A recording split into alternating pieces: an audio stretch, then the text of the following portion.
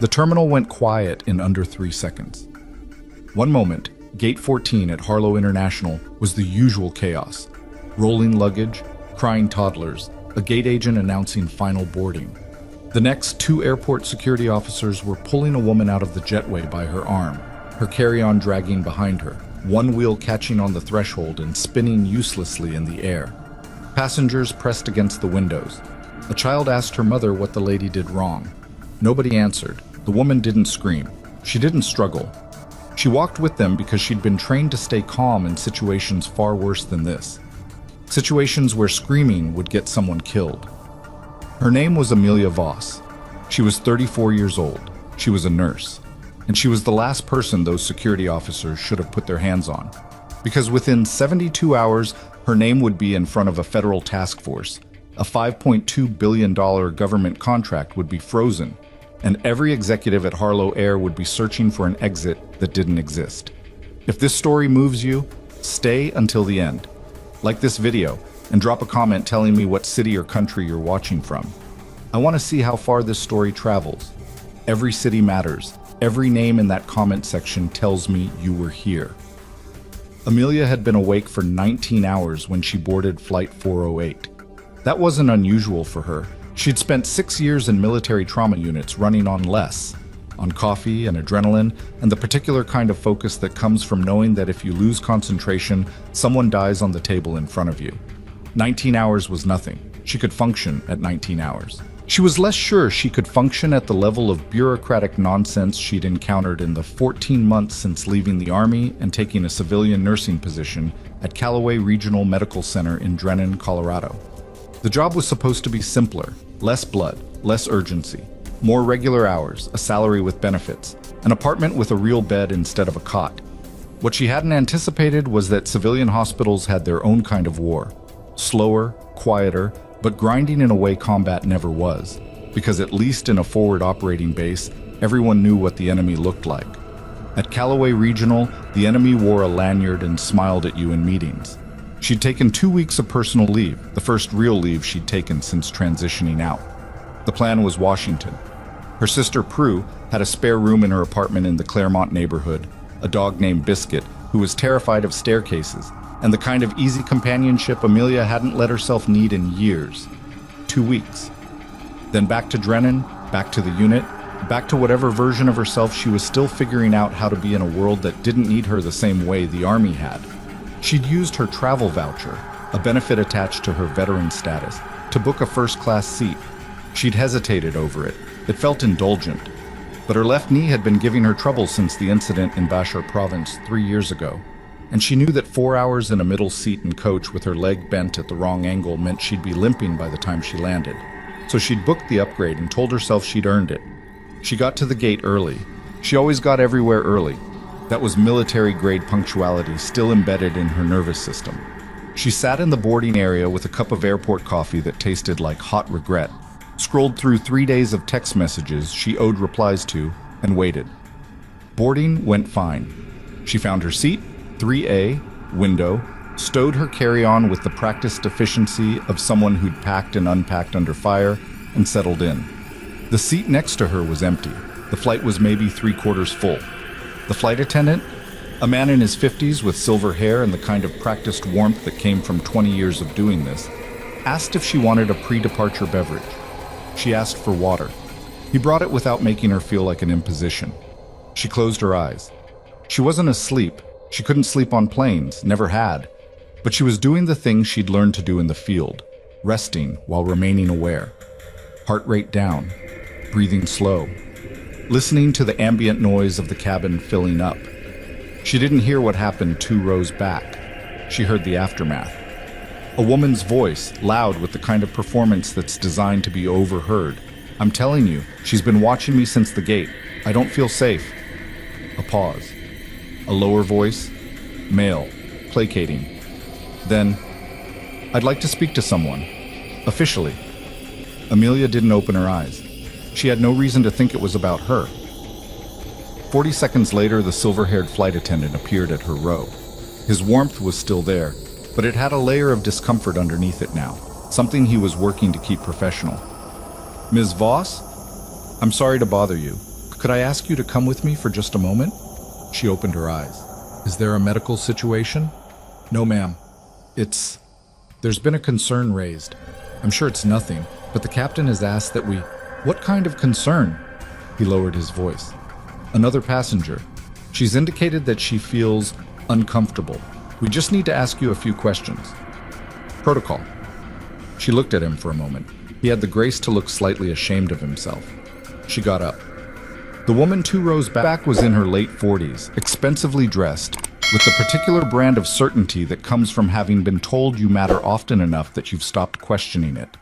She didn't look at Amelia directly. She looked at the flight attendant, as if Amelia were a problem to be managed rather than a person standing 3 feet away. At the back of the plane, near the galley, the flight attendant explained in careful language that didn't explain anything. Another passenger had expressed concern. They were required to take all concern seriously. Could Amelia describe her reason for travel? I'm visiting my sister, Amelia said, in Washington. I have a return ticket for the 14th. And your ID? You checked it at the gate. The gate. Yes, of course, He stopped, looked at his hands. I'm sorry, Ms. Voss. I'm going to need to call the ground team. She should have pushed back harder, right there. She knew that later. She should have asked exactly what the accusation was, demanded it in specific language, made them articulate the thing they were doing so they had to hear themselves say it. Instead, she waited because she'd been trained that escalating before you understand the full situation is how people get hurt. And she applied that training now, even though the situation didn't warrant it. 2 airport security officers boarded. Not airline staff. Harlow International's own security team, in charcoal uniforms with the airport's logo on the chest. One was tall, early 30s, with the flat effect of someone who'd decided not to think too hard about their job. The other was younger, maybe 25, and kept looking at his colleague to calibrate how serious to be. Ms. Voss, the taller one, we're going to need you to come with us. Why? A complaint has been filed. What's the complaint? We'll discuss that off the aircraft. I'd like to discuss it here. Something in his posture shifted, not threatening, but resolute in the way that's designed to move a situation forward by sheer insistence. Ma'am, we need you to come with us. If you'll collect your belongings, I haven't been told what I'm accused of. We'll go over everything at the security office. The cabin had gone quiet. Amelia was aware of it. The way 140 people suddenly found reasons to stare at their armrests or their phones, while also watching everything. She looked at the officer and calculated the situation the way she'd calculated 1,000 situations before. What do I actually win by standing here, versus what happens if I move? She got her bag. She walked off the plane. She kept her face neutral, her shoulders level, her gait unhurried. She'd been in rooms where the wrong body language got people shot. She knew how to move through conflict without handing it fuel. In the jetway, the younger officer took her carry-on without asking. She let him. He was nervous. She could tell by the way he held it, too carefully, like it might mean something. The security office was a fluorescent-lit room near the D-Concourse checkpoint, furnished with the same institutional indifference as every other airport security space she'd ever seen. A desk, 3 chairs, a camera mounted in the corner, a printed sign on the wall about the authority of TSA personnel that nobody ever read. The taller officer, his name tag said Briggs, sat across from her. The younger one stood near the door. So, Briggs said, tell me about your travel plans today. I already told your colleague I'm visiting my sister in Washington. And your occupation? Nurse. I work at Callaway Regional Medical Center in Drennan, Colorado. Before that? She looked at him. Before that, I was in the Army. Doing what? Medical Corps. Trauma nursing in forward operating environments. Briggs wrote something down. Or pretended to. She couldn't tell from across the desk whether his pen was actually moving. And the woman who filed the complaint says you were watching her, making her uncomfortable. I closed my eyes for most of the boarding process. She says you made eye contact multiple times in the gate area.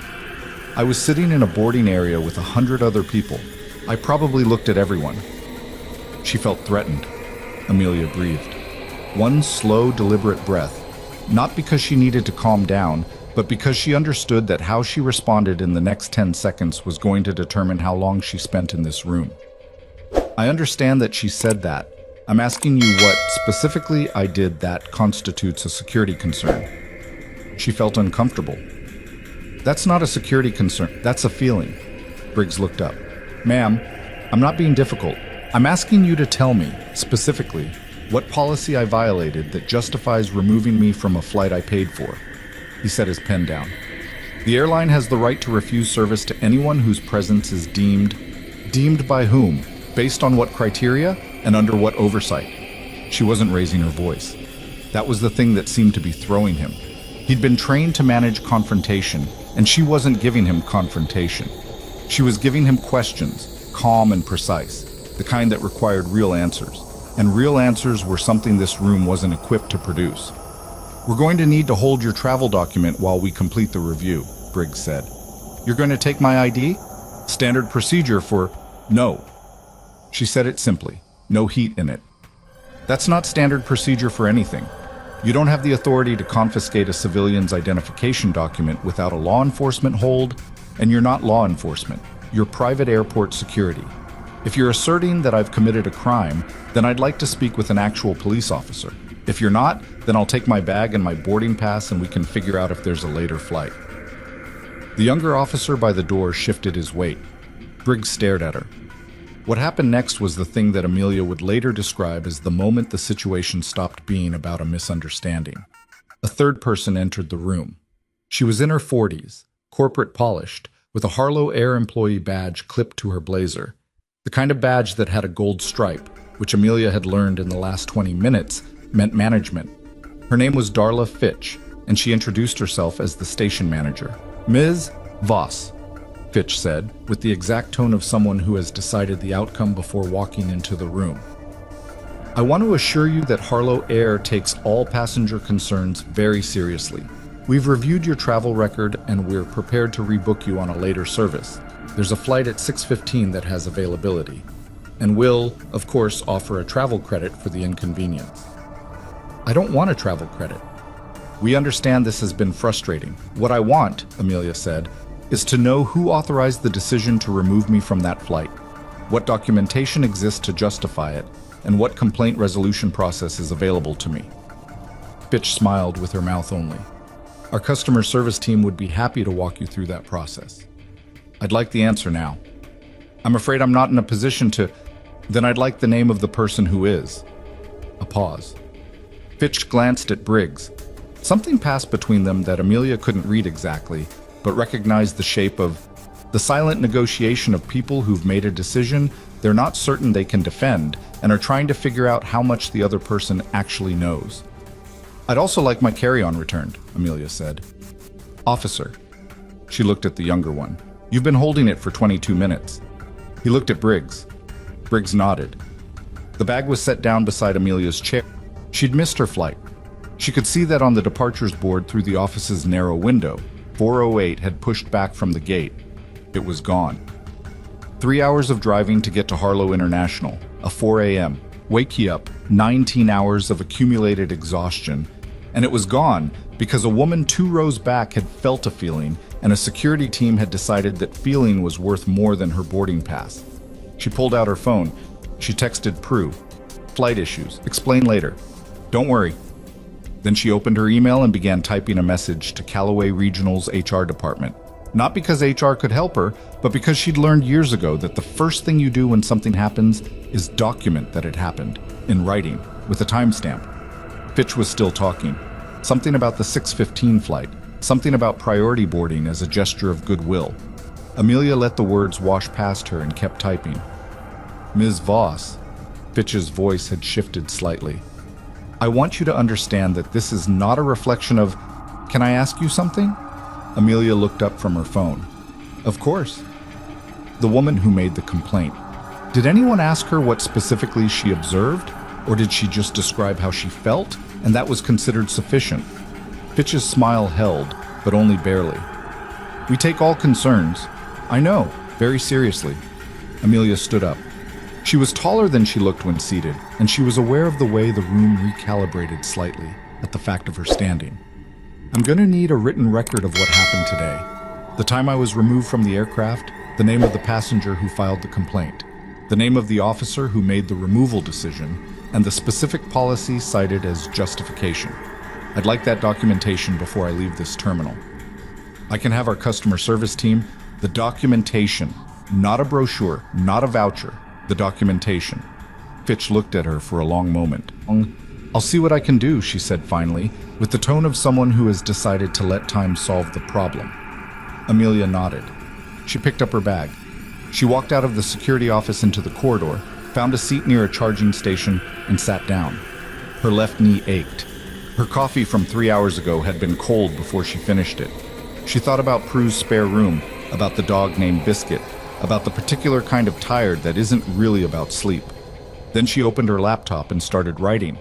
Not a complaint form, not a social media post, a full incident report. The kind she'd written hundreds of times in the field when you needed to create a record that would survive scrutiny, that would hold up 6 months later when everyone's memory had gotten convenient. Times, names, exact quotes where she could recall them. A description of the physical space, the chain of authority as she'd observed it. She formatted it the way her CO had taught her. Chronological, first person, no editorializing, nothing that could be dismissed as emotional. She was 40 minutes into it when her phone rang. Unknown number, Washington area code. She answered. Is this Amelia Voss? Man's voice, professional cadence, efficient. Speaking. My name is Terrence Obie. I work for the Office of Inspector General, Department of Transportation. I'm calling because your name appeared in a flagged incident report from Harlow International Airport, filed approximately 35 minutes ago by a member of airport operations staff. A pause. Ms. Voss, do you have a few minutes to talk? She looked at the departures board. The 6:15 flight to Washington was still showing on time. I have quite a few minutes, she said. Terrence Obie's voice was precise and unhurried, the voice of someone used to conducting conversations that mattered. He explained that there was a standing federal review of Harlow Air's passenger removal policies, that it was ongoing, it was not public yet, and that 3 incidents in the past 8 months had generated internal flags within the DOT's oversight structure. He did not say anything that constituted an official statement. He was careful about that. But he asked her carefully whether she'd be willing to provide a written account of what had happened today, which could be entered into the review file. I was already writing one, she said. Good. A brief silence. Ms. Voss, your military record. Is that something you're comfortable with being part of the context here? She thought about that. Not about whether to share it. That was straightforward. She was thinking about what it meant that he'd already found it. DOT investigators didn't typically pull military service records in the first hour of a passenger removal incident. That meant someone had flagged her name against a database, which meant the incident report that had gone up the chain in 35 minutes had gone further up than she'd expected. You already know what's in it, she said. Some, Obie said. I'd like to hear it from you. She looked out through the terminal windows at the tarmac. A ground crew was fueling a plane. Ordinary work. The kind that happened whether or not any of this was happening. 6 years Army Nurse Corps, she said. Trauma specialty. 2 deployments, the first in Oberstan, the second in the Kale Valley. Forward surgical unit, mass casualty protocols, aeromedical evacuation. I came out a captain. I've been civilian for 14 months. She paused. And before you ask, no, I wasn't watching that woman. I closed my eyes. I was trying not to fall asleep. I believe you, Obie said. That's not the point. The point is whether it matters. He was quiet for a moment. Ms. Voss, the airline that removed you today is 3 weeks from signing a federal services contract. $5.2 billion. Maintenance, ground infrastructure, 7 regional airports. The DOT's review of their passenger conduct policies is directly tied to the contract approval. Another pause. The incident today. It has implications beyond what happened to you. Amelia sat with that for a moment. The terminal moved around her. A family dragging a stroller, a businessman on his phone, 2 teenagers sharing earbuds, living their lives in the ordinary way that lives get lived in the margins of airports. What do you need from me? She asked. Right now? That written account. We may need more later. How much more? Potentially a formal deposition, potentially a meeting with the oversight team. He paused again. I want to be transparent with you. This will not be quiet. If you enter this process, It will not stay in a file somewhere. The airline will know you've cooperated. Their legal team will respond. She thought of the room she'd just left. The fluorescent light, Briggs and his non-moving pen, Fitch and her travel credits and her smile that didn't reach anything. "Send me the form," she said. She ended the call. Outside, a plane was lifting off the runway. Not her flight, some other flight, rising into the gray Colorado afternoon and becoming something small, and then nothing against the clouds. She watched it until it was gone. Her laptop was still open. The incident report was at 1,400 words. She scrolled back to the top, read the first paragraph, made 2 small corrections, and kept going. She didn't know yet what Terrence Obie hadn't told her on that call. That the DOT review wasn't the only thing in motion. That the incident report filed from Harlow International's operations center had been seen by someone who shouldn't have had access to it yet. And that by the time she boarded the 6:15 flight, 3 people in the Harlow Air executive suite were already on calls with their attorneys. She didn't know that the woman who'd made the complaint, a woman named Petra Galt, who was the wife of a Harlow Air Board member, had made a phone call of her own 40 minutes ago to the airline's VP of Corporate Relations. She didn't know any of that yet. What she knew was that her knee hurt, her coffee was gone, and she had a report to finish. She typed the next line, and the cursor blinked, and somewhere on the other side of the terminal, a gate agent began calling out seat numbers for a flight that wasn't hers yet, and the afternoon moved forward in the way that afternoons do. Indifferent, unhurried, carrying all of them with it, whether they were ready or not. Her phone buzzed. A text from Prue. "What kind of flight issues? Are you okay?" She started to type "I'm fine," which was mostly true. Then she deleted it and typed, "I got pulled off my flight. It's a whole thing. I'll explain when I get there. I'm still coming. 3 dots. Then, do you need me to call someone?" She almost smiled. Prue had been asking her that for years, across every crisis, large and small. "Do you need me to call someone?" As if there were always a person, a single correct person, whose intervention could fix the thing that was broken. It was a very Prue response. It was a response that assumed the world was fundamentally fixable if you just reached the right person in time. Amelia typed back, "No. I think the right people are already calling." She looked at her screen. Her report was at 1,600 words. There was a lot still to write, and the 6:15 wasn't boarding for another 90 minutes, and her knee would feel better if she walked. And somewhere 3 floors above her in Harlow Air's regional operations office, a phone was ringing that nobody in that building was going to want to answer. She saved the document. She stood up. She began to walk. She walked the length of Concourse D twice before her knee told her to stop. It wasn't a dramatic pain, nothing sharp, nothing that dropped her mid-stride. Just the familiar dull pressure below the kneecap, the one that showed up when she'd been on her feet too long or sitting in the wrong position for too many hours. The one the Army orthopedist at Fort Cavell had told her was manageable, as long as she didn't do anything stupid. She'd done plenty of stupid things since then, just not the kind that involved her knee, so she found a row of seats near a charging station and sat back down, and her laptop was still open, and the report was still at 1,600 words, and she added 900 more before the gate agent at D17 started calling for the 6:15. She boarded last. Not deliberately. She'd just lost track of time in the document. The same silver-haired flight attendant wasn't on this one. Nobody recognized her. She was just a woman with a carry-on and a window seat, which was exactly what she'd wanted to be 4 hours ago. She didn't sleep on the flight. She finished the report somewhere over Kansas, read it twice, made herself cut 3 paragraphs that were more frustration than fact, and emailed the final version to Terrence Obie at 7:48 p.m. Then she closed the laptop and watched the darkness outside her window and thought about Petra Galt. That name had taken her 11 minutes to find, which was longer than it should have taken because she'd started with the wrong search terms.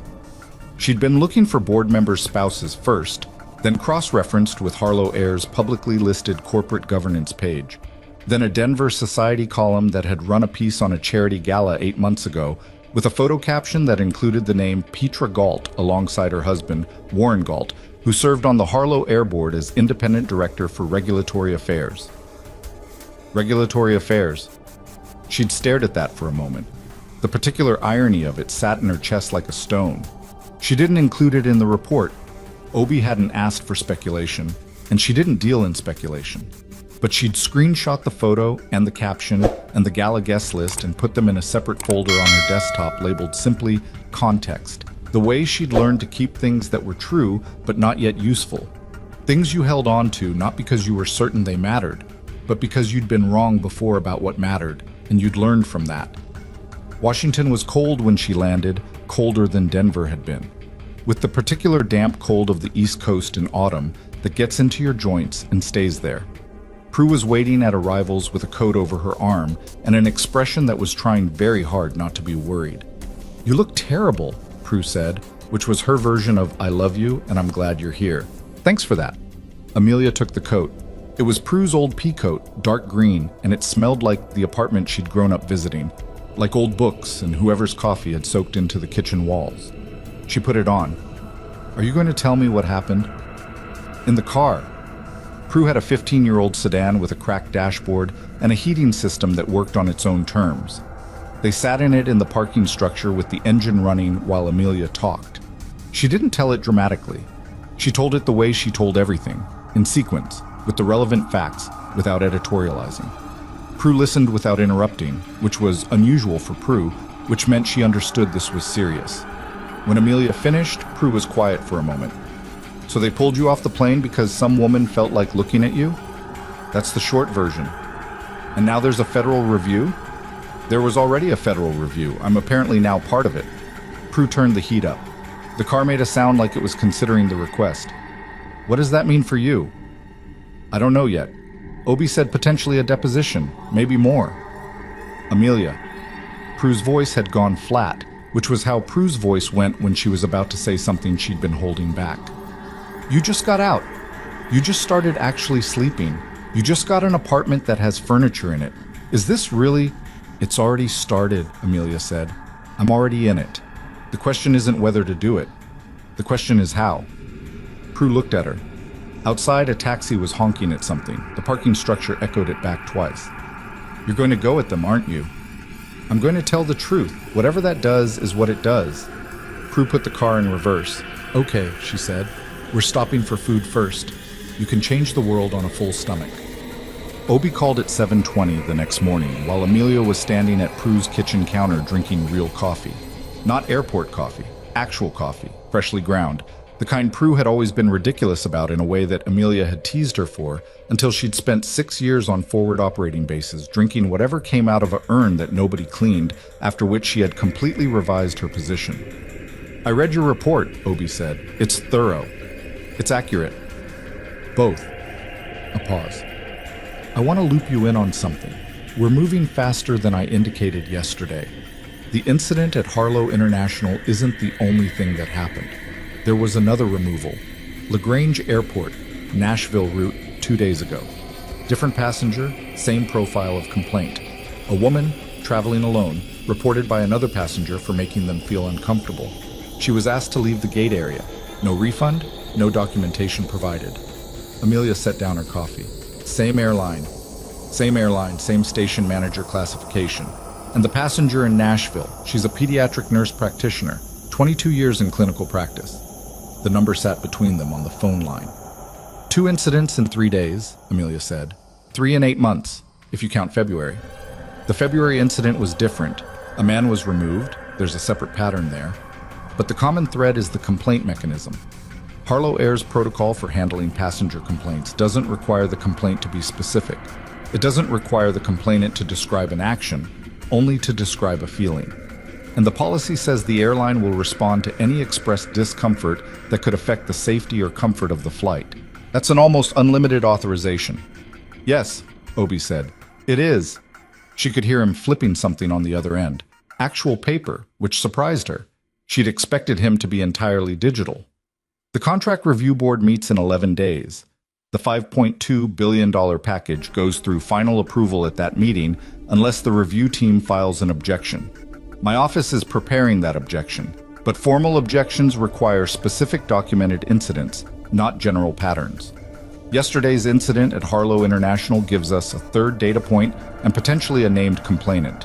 He paused. "Ms. Voss, I need to ask you something, and I need you to understand it's a real question, not a procedural one." "Ask." Are you prepared for what comes after you say yes to this formally? Not the deposition. What comes after?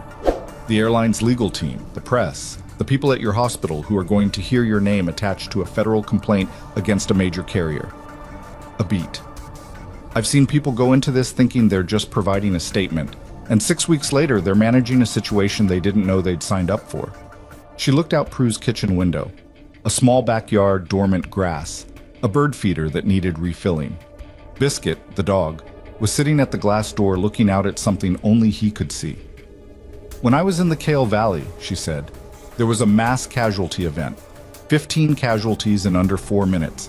We had 3 nurses on shift and a surgeon who was on his way back from another unit. One of my nurses, her name was Delgado, she'd been in for 2 years. She froze. Not because she was incompetent, because the scale of it hit her at once, and her brain just stopped for about 45 seconds. She paused. I didn't have 45 seconds to help her process it. I gave her the most immediate task I could, pressure on one wound, just that, and we moved. And she came back online, because the job in front of her was specific enough to hold on to. Another pause. I'm telling you that because I don't do well with abstract fear. Tell me the specific things, and I'll tell you if I can handle them. Obi was quiet for a moment, then he said, all right, specific things. The airline will file a counter-characterization of the incident. Their legal team will argue that their staff followed protocol and that you were treated consistent with their policy. They will not apologize in any document where it could constitute an admission. They will likely request access to your personnel record to establish whether your military history included any disciplinary incidents that could be used to complicate your character credibility. There's one letter of reprimand in my file, 2019. I refused to transfer a patient who wasn't stable enough to transport against a colonel's order. The patient survived. The letter's still there. That will come up. I know. And your current employer, Callaway Regional.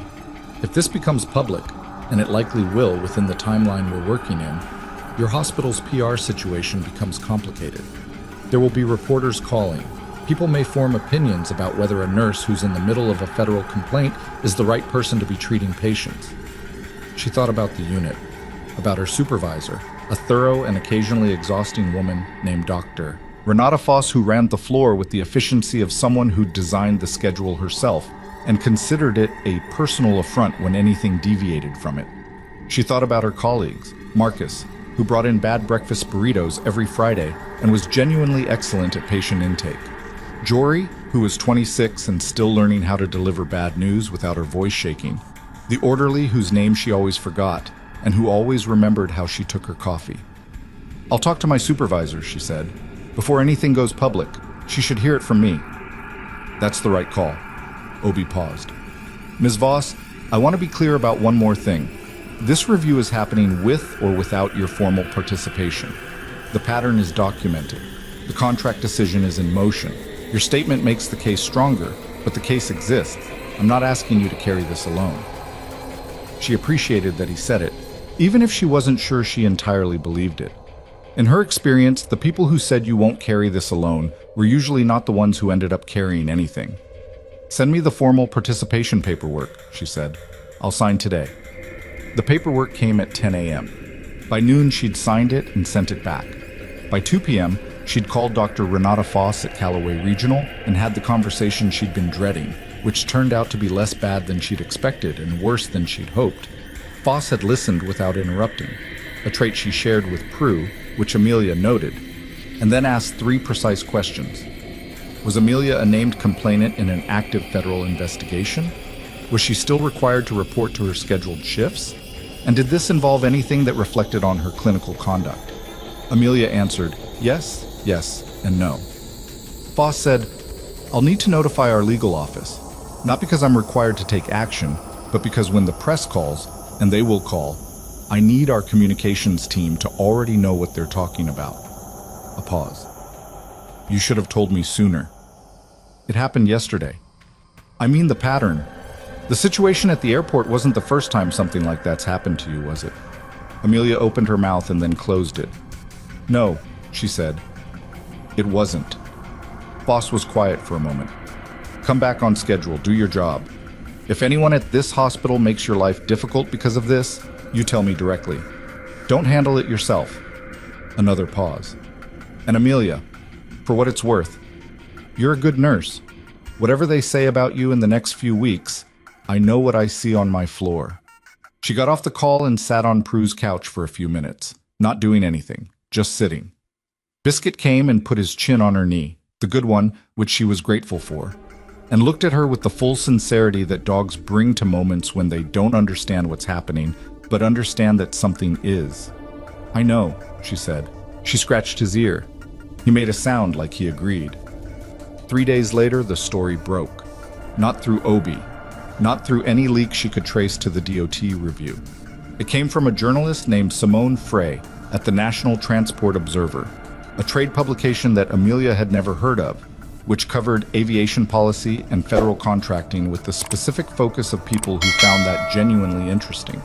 Frey had apparently been tracking the Harlow air contract review for 6 weeks, had a source inside the DOT who was not Obi, and had received a tip about a quote-unquote incident at Harlow International that she'd spent 72 hours verifying before running it. The piece was careful. It named the airline. It named the contract. It described the incident without naming Amelia. A passenger with a military medical background was removed from a flight following a complaint filed by the spouse of a board member. And it laid out the 3-incident pattern in the kind of clean-sourced language that made it difficult to call inaccurate. It noted that the DOT review was active and that the contract approval meeting was 8 days away. Amelia read it twice at Prue's kitchen table. Frey had done the work. The piece wasn't perfect. There were 2 points where the framing implied correlation that hadn't been proven causal yet, but it was responsible journalism, which she found herself being grateful for in a way that felt slightly absurd, as if responsible journalism were a pleasant surprise rather than a baseline expectation. Her phone started ringing an hour after the piece published online. She didn't answer numbers she didn't recognize. She forwarded 3 voicemails to Obi. She texted her mother, who'd seen something on a news aggregator and was panicking in the particular way her mother panicked, which involved a lot of exclamation points and requests for Amelia to call her back right now. She called her back. It took 20 minutes to explain that she was fine, she was not in legal trouble, she was not going to lose her job, and yes, she was eating. What she didn't do was look at social media, which Prue had advised, and which she followed for almost 6 hours before she looked at social media. That was a mistake. Not because it was uniformly bad. It wasn't. There were people who read Frey's piece and responded with something like anger on her behalf, which felt strange being the subject of other people's anger even when the anger was pointed in the right direction. There were veterans posting about similar experiences, about the particular kind of invisibility that follows you out of uniform. There was a hashtag that she refused to engage with because the hashtag had flattened the whole thing into something that could fit in a line. But there was also the other side of it. People who'd decided, without knowing anything specific, that a complaint must have had some basis, that the airline wouldn't have removed her without a reason, that she was probably exaggerating or attention-seeking, or the one that landed worst, the one that she kept coming back to, that she was using her military background as a shield, weaponizing a service record to make herself untouchable. She put the phone face down on the coffee table and didn't pick it up for 40 minutes. When she picked it up again, there was a message from Obi. Harlow Air legal team has formally requested your personnel file. We expected this. Our office has placed a protective hold pending the scope of the review. You'll receive formal notice by end of day. And below that, from a number she didn't recognize, a Washington area code different from Obi's. Ms. Voss, my name is Bridget Kwan. I'm General Counsel to the Senate Commerce Committee's Aviation Subcommittee. I'd like to speak with you at your earliest convenience. This number is secure. She stared at that for a long moment. The Senate Commerce Committee had no role in the DOT contract review. Their jurisdiction was legislation and oversight. They could hold hearings, they could call witnesses, they could generate the kind of attention that made executives lose sleep and lawyers earn their retainers. Their involvement meant the thing Obi had described as a contract review was becoming something larger, something with a public face and a chamber and people whose job it was to ask questions in front of cameras. She called Prue into the room and showed her the message. Prue read it. Is that bad? I don't know yet. Is it good? Probably not uncomplicated. Prue sat down on the arm of the couch. Biscuit relocated to be between them, which was his default position when the energy in the room changed. What do you want to do? Amelia thought about the fluorescent room at Harlow International. Briggs and his pen, Fitch's travel credits, the way the younger officer had held her carry-on too carefully, like it meant something he hadn't decided yet. She thought about the pediatric nurse in Nashville, 22 years of practice, standing in a gate area being told her presence made someone uncomfortable. "I want to call her back," she said. She picked up her phone. She dialed. It rang once.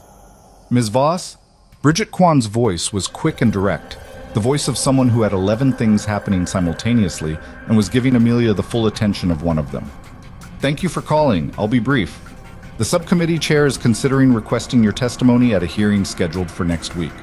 It would be closed session, not public, not televised.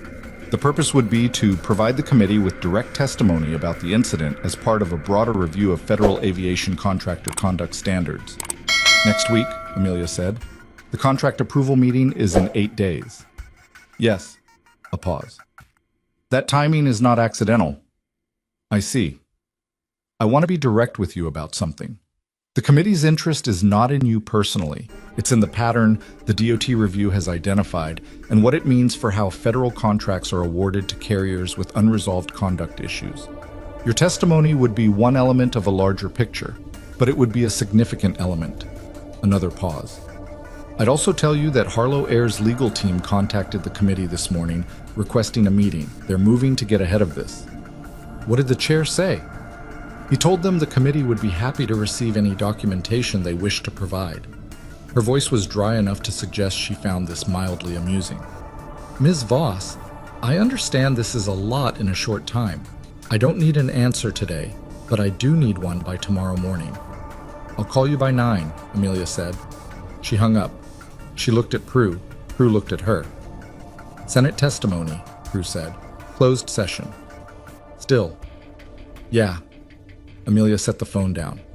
Her coffee had gone cold again. She had a talent for that, for letting coffee go cold while things happened around it. She looked at it and then left it where it was. "I need to think." "You've been thinking since yesterday morning." "Then I need to think differently." She stood up. The knee didn't protest this time, which she took as a minor mercy. "I need to walk. It's 38 degrees. I know." Prue handed her the pea coat off the hook by the door. Amelia put it on and went outside, and the cold hit her like a pressure change, clean and immediate, the kind that clears your head whether you want it to or not. She walked 2 blocks, 3, turned down a street she didn't know the name of, and kept walking. Senate testimony meant the thing was real in a different way than a DOT report. It meant someone with a gavel and a committee majority thought there was enough here to put on record under oath. It meant that the $5.2 billion contract wasn't just in review. It was under public-facing scrutiny, the kind that didn't quietly disappear into a filing cabinet. It also meant that Harlow Air was not going to let this happen without a fight, and that the fight, when it came, would be pointed at her, at her record, her history, her moment of freezing in the cold Colorado air, while an officer named Briggs wrote something with a maybe-not-moving pen at every decision she'd made or not made that could be held up as evidence that she was unreliable, exaggerating, or compromised. She thought about the letter of reprimand in her file.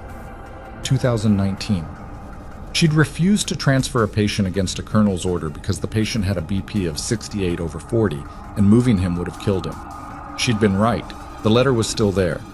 Those 2 facts existed side by side in a record, unchanged, and she'd made peace with that a long time ago.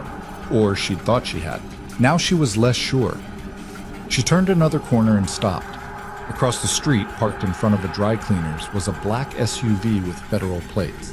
She wouldn't have noticed it, except that there was someone in the driver's seat who was actively not looking at her, which was the thing that made her look. She stood on the sidewalk and stared at it for a long 3 seconds.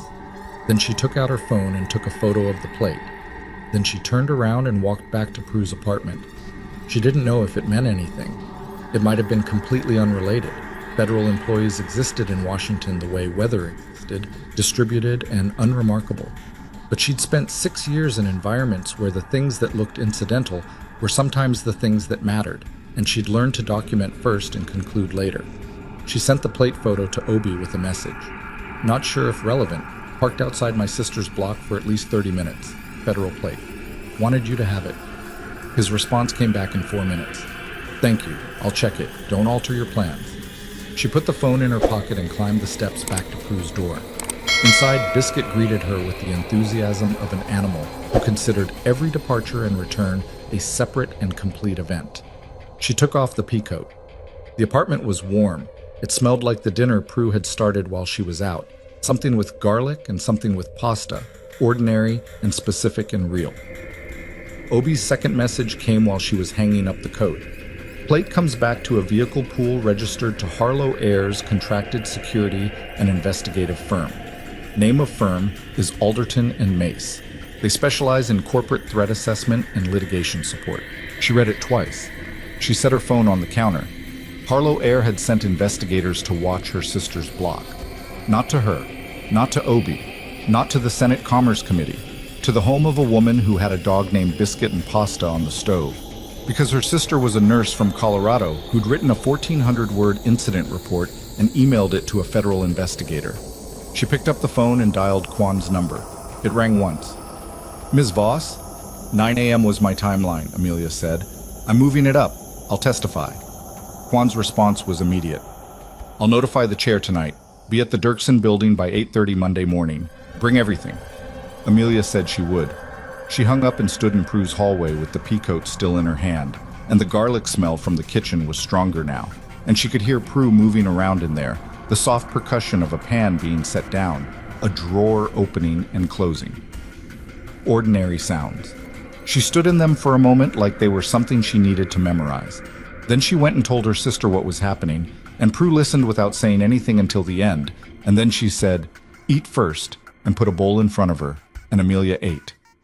The weekend moved fast in the way that weekends move when you're preparing for something you can't fully prepare for. Obi sent a briefing document Saturday morning, 14 pages, dense, formatted like the kind of thing that had been through 3 rounds of legal review. It outlined the committee's specific areas of inquiry, the evidentiary framework the DOT review had constructed, and a list of documents Amelia should bring: her incident report, her military separation papers, her Callaway Regional Employment Record, any written communication she'd had with Harlow Air or their representatives since the incident. She gathered everything into a folder. She also printed the Alderton and Mace plate photo, because nobody had told her to, but it felt like something that should exist in paper. Saturday afternoon, she called Marcus at Callaway Regional, not because she had to, but because Marcus had texted her 3 times with increasing concern, and she owed him a real answer. He picked up on the second ring and immediately said, "Okay, so I saw the article." And then she spent 20 minutes explaining the situation while he made the sounds of a person recalibrating his understanding of his coworker. At the end, he said, "Do you need anything from me?" And she said no. And he said, "I'm going to bring you a breakfast burrito when you get back regardless." And she said that was fine. Sunday, she didn't talk to anyone except Prue. They watched something on television that neither of them paid attention to, and Biscuit sat between them. And at some point, Prue fell asleep on her end of the couch, and Amelia sat in the dark and thought about nothing in particular, which was a skill she'd cultivated in the field. The ability to go quiet inside, to conserve the processing power, to not spend the night before a hard thing burning through everything you'd need for the actual hard thing. She slept 4 hours. That was enough. The Dirksen Senate office building on a Monday morning in November had the particular energy of an institution that takes itself seriously and expects you to also. Amelia arrived at 8:15 in her one good blazer, charcoal, bought for a job interview 18 months ago and worn exactly twice since, with her folder and her ID and the specific posture of someone who has entered rooms under worse circumstances and knows what steady looks like. Kwan met her in the lobby. She was shorter than her voice suggested, with close-cropped hair and the brisk efficiency of someone who had decided somewhere around age 30 that pleasantries were a negotiable commodity.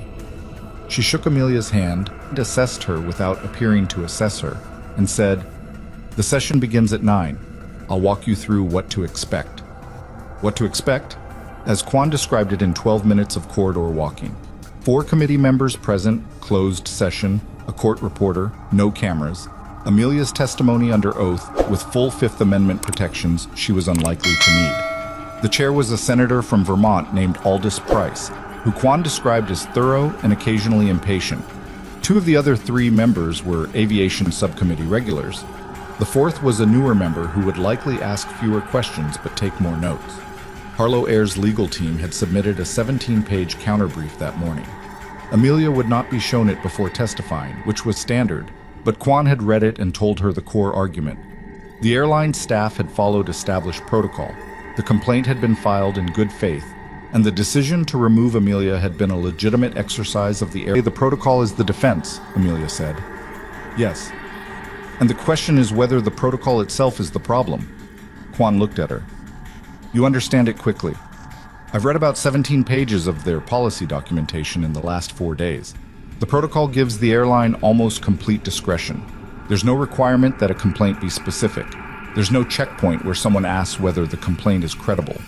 The officer who removes a passenger is empowered to act on a colleague's word that a complaint was received without seeing the complaint themselves. She paused. The protocol is designed to insulate the airline from having to make a defensible decision in the moment. It outsources the judgment to the complainant. That's exactly what you should say in there, Quan said, and pushed open the door. Oh. The room was smaller than she'd expected.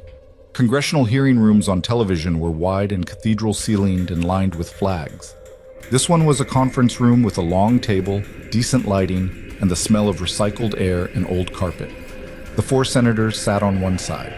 A court reporter was already set up at a small desk in the corner. There was a pitcher of water and a glass in front of the seat where Amelia would sit. She was sworn in. She stated her name, her occupation, her prior service. Senator Price, gray-haired reading glasses pushed up onto his forehead, with the face of a man who had sat through enough testimony to have strong opinions about how it should be delivered, looked at her over the top of his glasses and said, Ms. Voss, in your own words and in your own time, tell us what happened. She told it, the same way she'd told it in the incident report, in the same sequence, with the same calibration between fact and observation, what she had directly experienced and what she had inferred and what she had subsequently learned, and from whom. It took 23 minutes. She didn't need the notes in her folder. She remembered all of it exactly, the way she remembered everything that happened in a room when something was wrong. When she finished, Price said, You mentioned that the security officer never showed you the complaint, never read you any specific language from it. Correct? Did you ask to see it? I asked multiple times for the specific language of what I was accused of. I was told we'd discuss it in the security office. When we were in the security office, I was told the complaint described discomfort. No action was specified. And at that point, you were already off the aircraft. I was already off the aircraft and the boarding door was closed. One of the other senators, a woman in her 60s named Maricel Doan, who had the attentive stillness of someone who'd been a prosecutor before she was a legislator, leaned forward slightly. Ms. Voss, you have a background in mass casualty triage. Yes, ma'am. In that context, you were trained to make rapid decisions about priority and response based on available information. Yes. In your assessment, and this is your professional assessment, not a personal grievance, was the decision to remove you from that flight consistent with a trained, rational response to a genuine safety concern? Amelia thought about how to answer that in a way that was honest and not inflammatory, and not falsely modest about what she knew. No, she said. A genuine safety response to a credible threat requires specificity. You don't treat a chest wound because someone in the hallway says they feel worried. You assess. You look for indicators. You gather information before you act, or you act on the most immediate threat and simultaneously gather more information. What happened at Harlow International was the opposite. The action was taken first, without specificity, and no information was gathered afterward that could have justified it. The justification never arrived because no one went looking for it.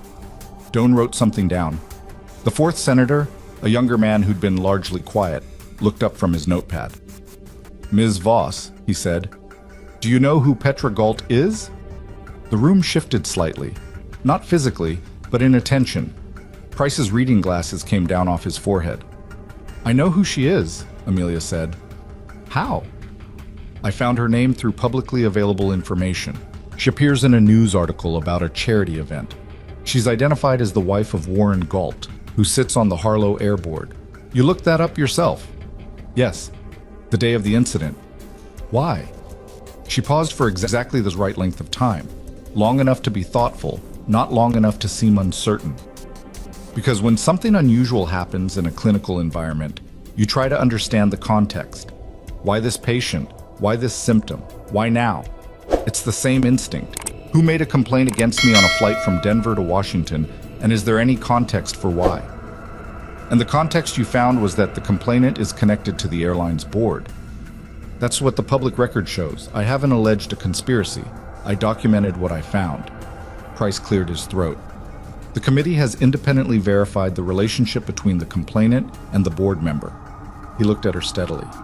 Ms. Voss, the counterbrief submitted by Harlow Air this morning states that you were agitated and unpredictable in your behavior aboard the aircraft, and that the complaint was made in good faith based on observable conduct.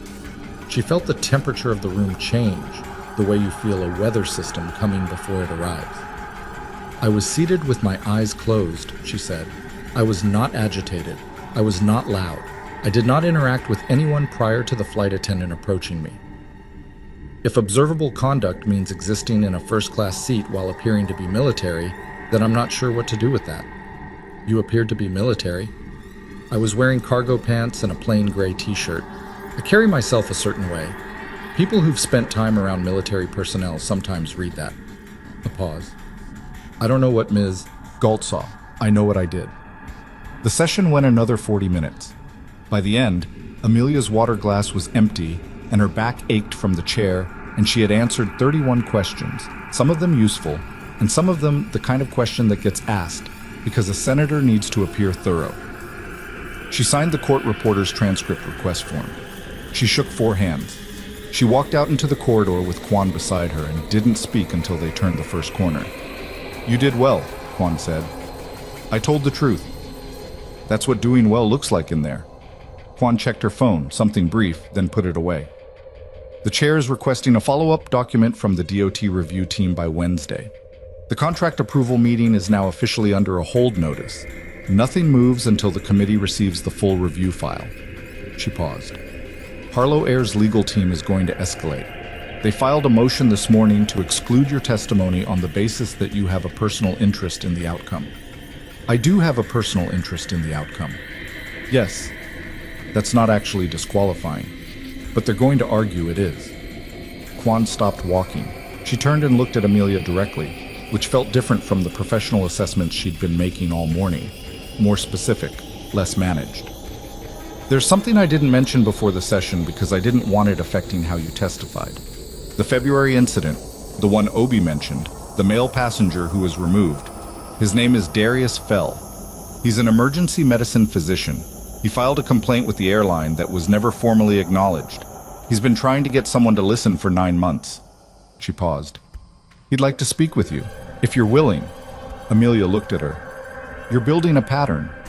The pattern already exists. I'm making it visible. Hulk. She met Darius Fell that afternoon in a coffee shop 6 blocks from the Dirksen building. He was 51, broad-shouldered, with the kind of tired that lives in a person's eyes when they've been fighting something for longer than they expected. He ordered black coffee and didn't touch it. They told me my behavior was aggressive, he said. I was reading a journal article. I had headphones in. The person behind me told a flight attendant I'd been staring at her. He looked at his coffee. I'm a black man traveling in a suit, reading a medical journal, and someone decided to feel threatened by that. Were there other passengers of color in the cabin? Several. Only one of us got removed. He wrapped both hands around the coffee cup. I filed a complaint with the airline, with the DOT, with the FAA. I got 3 form responses and 1 phone call from a customer relations manager who offered me a travel credit. A pause. When Quan's office called me, I thought it was another dead end. It took me a week to believe it wasn't. What changed your mind? He looked at her. You. What you did with your incident report. The detail in it. The fact that you documented everything immediately, with timestamps. He shook his head slightly. I waited 3 weeks to file mine. I kept thinking someone would just acknowledge it was wrong, and I wouldn't need to make it into a thing. He paused. By the time I filed, half the detail I had in my head had softened. Not because I was lying, because memory does that when you let it sit. She thought about the 9 months he'd been carrying this, 9 months of form responses and dead ends, and customer relations managers with travel credits. She thought about her 45 seconds of not knowing whether to push back on Briggs in the security office, about how close she'd come to just accepting the $6.15 in the voucher and going home quieter than she'd arrived. "The committee is going to want your testimony too," she said. "Quan told me." He finally picked up his coffee. "I already said yes." They talked for another 40 minutes, not about the case, but about emergency medicine and trauma nursing, the specific overlap of their fields, the places where the protocols matched, and the places where clinical instinct had to fill in what protocols left out. He'd done 2 years in a level 1 trauma center in a city she knew. She'd evaked patients through a corridor he'd probably never see. They were 2 strangers who had been trained by separate systems to do the same fundamental thing, keep people alive under pressure, and who had ended up sitting across from each other in a Washington coffee shop because an airline's complaint protocol had no floor on what constituted a threat. When she got back to Prue's apartment, there were 2 missed calls from a number she didn't recognize with a Drennan area code. Not her hospital's number. A cell phone. She called it back. It rang 4 times and went to voicemail. No recorded greeting, just a beep.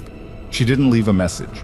She looked up the number instead, which took longer than finding Petra Galt's name because cell phone attribution is less public than charity gala guest lists. She found it after 20 minutes, in a professional directory that was a 1.5 years out of date.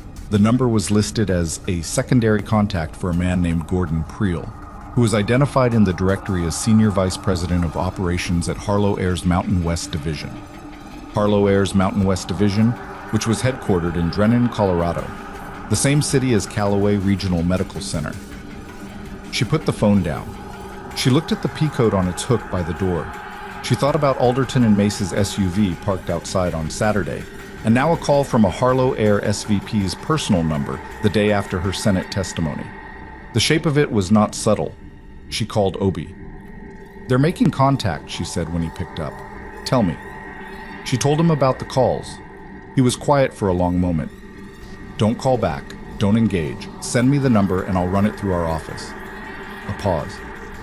"Amelia, listen to me carefully. If anyone from Harlow Air or any firm associated with them attempts to contact you directly, and I mean anyone, in any format, you forward it to me before you respond, not after. Before." What are they trying to do? Best case? They're trying to open a back-channel negotiation before the review files. Gauge whether you have a number, a settlement threshold, something that makes this go away quietly. His voice was level, but she could hear something beneath it. Worst case, they're trying to establish that you initiated contact with a party in the litigation which they could use to complicate your testimony's independence. They'd manufacture a contact. They'd characterize an existing one. There's a difference in terms of what's legal, but not much difference in terms of what it does to a case. She sat with that for a moment. The shape of it now was clear. Harlow Air wasn't going to fight the facts of what happened because the facts were documented and time-stamped and under oath. They were going to fight the person who had documented them. They were going to try to make her the story instead of the story the story. She'd been in enough military environments to recognize a flanking move when she saw one. The question was where the main front was, and whether she was still standing on it. "Obi," she said. "The review file. When does it go to the committee?" "Wednesday, as ordered." "And the contract approval hold, how firm is it?" "It's a committee hold, not a court order. It's firm enough that the carrier can't proceed. But if the committee doesn't act within the timeline, the contracting authority can move forward anyway." A pause. "We have a 7-day window from the hold notice. That's it." 7 days. The math was simple and unpleasant. The committee hold had been filed today. The full review file would arrive Wednesday. The committee would need time to review it and decide whether to act, which meant the actual decision window was somewhere between Thursday and the following Monday. And Harlow Air knew this as well as Obi did, and their legal team had probably already calendared it. "What happens if someone gets to one of the committee members?" Amelia asked. "Between now and then." "There are rules about that." "I know there are rules." A longer pause. "Then you know the rules don't always hold." He exhaled. "We're watching it. We have people watching it. That's the honest answer." She said okay. She said she'd send him the number. She ended the call. Prue came in from the bedroom looking at her. You have that face. What face? The face where something is happening and you've already decided what you're going to do about it, but you haven't decided whether to tell me. Amelia looked at her sister. They're not just fighting the review, they're trying to manage me. Can they? They're going to try. She picked up the pea coat, then set it back down. I need to make another call to Dr. Foss. Your supervisor? Why? Because if Gordon Priel's next call isn't to me, it's to someone at the hospital, and I want Renata to hear it from me before she hears it from him. She dialed. It rang twice. Foss picked up with the clipped efficiency of someone mid-shift. Voss, what's happened? I testified before the Senate Commerce Committee this morning. The airline's legal team filed a motion to exclude me, and I think someone from the airline's regional office is about to contact the hospital. A short silence. Contact us how? I don't know yet, but their Mountain West SVP called my personal cell this afternoon. Drennan area code. I didn't answer. Another silence, this one more deliberate.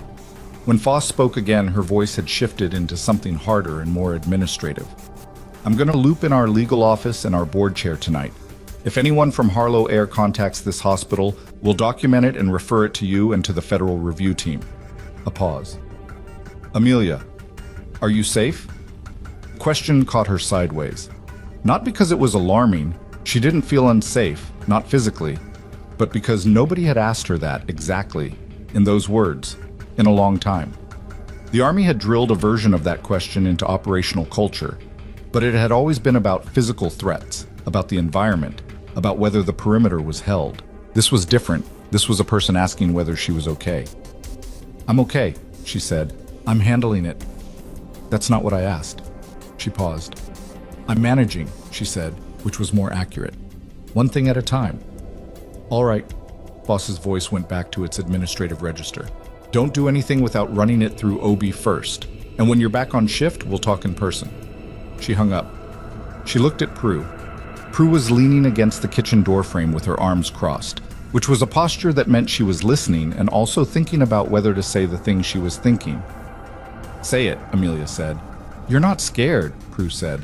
I'm not scared. That's different from being scared. I know. Amelia sat down on the couch. Biscuit immediately arrived and put his chin on her knee, the good one, exactly the same as the first night.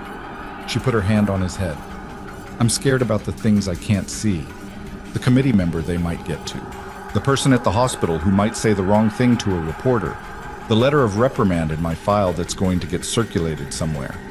She scratched behind Biscuit's ear. I'm not scared of Gordon Priel calling me. I know what that is. Prue was quiet for a moment. Then, what do you need? Amelia thought about it, actually thought about it, not the deflection she usually gave to that question. I need the review file to land on that committee table without anything happening to it between now and Wednesday. She looked at her phone. Obi's last message was still on the screen. We have people watching it. She hoped that was true. She was about to put the phone down when it vibrated with a new message. Not from Obi, not from Quan, from a number she'd never seen, a different Washington area code, no name in her contacts, and the message was 4 words long. They got to Doan. She stared at the 4 words for 3 seconds, then called the number back. It rang once. A woman's voice, low and fast. Don't say my name. I work in the committee clerk's office. Senator Doan received a call this afternoon from a partner at Alderton and Mace. The call lasted 19 minutes. 2 hours later, her office contacted the chair's staff to request a postponement of the Wednesday filing deadline. Amelia stood up. Biscuit stepped back, reading the shift in her. How do you know this? Because I logged the communications calendar for 3 of the 4 members in that session. The postponement request came through me. A pause, short and tight. I'm not supposed to be making this call. I'm making it because I was in that room this morning and I watched you testify, and I've been watching this committee defer to money for 8 years, and I'm tired of it. What's the postponement request based on? Procedural irregularity. They're arguing your testimony should be re-examined before the review file is accepted. That the committee accepted testimony from a witness with a financial stake in the outcome without proper vetting. Another pause. If Doan co-signs the request, Price has to consider it. He doesn't have to grant it, but he has to consider it formally, which takes time, and time is exactly what they need. How long does the consideration take? 3 days minimum. maybe 5. The math landed immediately. 3 days minimum pushed them past the contract hold's 7-day window. The hold would expire. The contracting authority would be free to proceed. The review file would arrive to a committee that was still in procedural dispute and couldn't act on it in time. Does Price know about the Alderton and Mace call? Not yet. Who does? You, me, whoever made the call from Alderton's side. A breath. And now the clerk who logs communications, who is going to be very easy to identify if this conversation becomes known. Amelia understood what that meant. This woman had handed her something and was telling her simultaneously that using it carelessly would destroy her. I hear you, she said. I'll protect the source. I don't need protection. I need someone to do something with it before tomorrow morning. The line went dead. Amelia stood in Prue's living room for 4 seconds. Then she called Obi. He picked up on the first ring, which meant he was still at his desk, which meant he was already tracking something. I know, he said, before she finished her first sentence. You know about Doan. We know about the postponement request. We don't have the Alderton connection yet. That's new. Send me exactly what you were told, verbatim, in a text. No names, no identifiers for your source. Obi, they're gonna run out the clock. I know. If the hold expires, I know, Amelia. His voice was still controlled, but there was something underneath it now, a compressed urgency that hadn't been there before. Listen to me. We have a parallel track. The Diot Inspector General has independent authority to place a procurement hold that is not subject to the committee's timeline. It's a different instrument. It requires a higher threshold of documented evidence. But if we can establish that a party to the contract actively attempted to obstruct a congressional review, that threshold is met. He paused. I've been building toward that threshold for 3 days. The Alderton Doan call may be what closes it. She processed that. You were expecting something like this.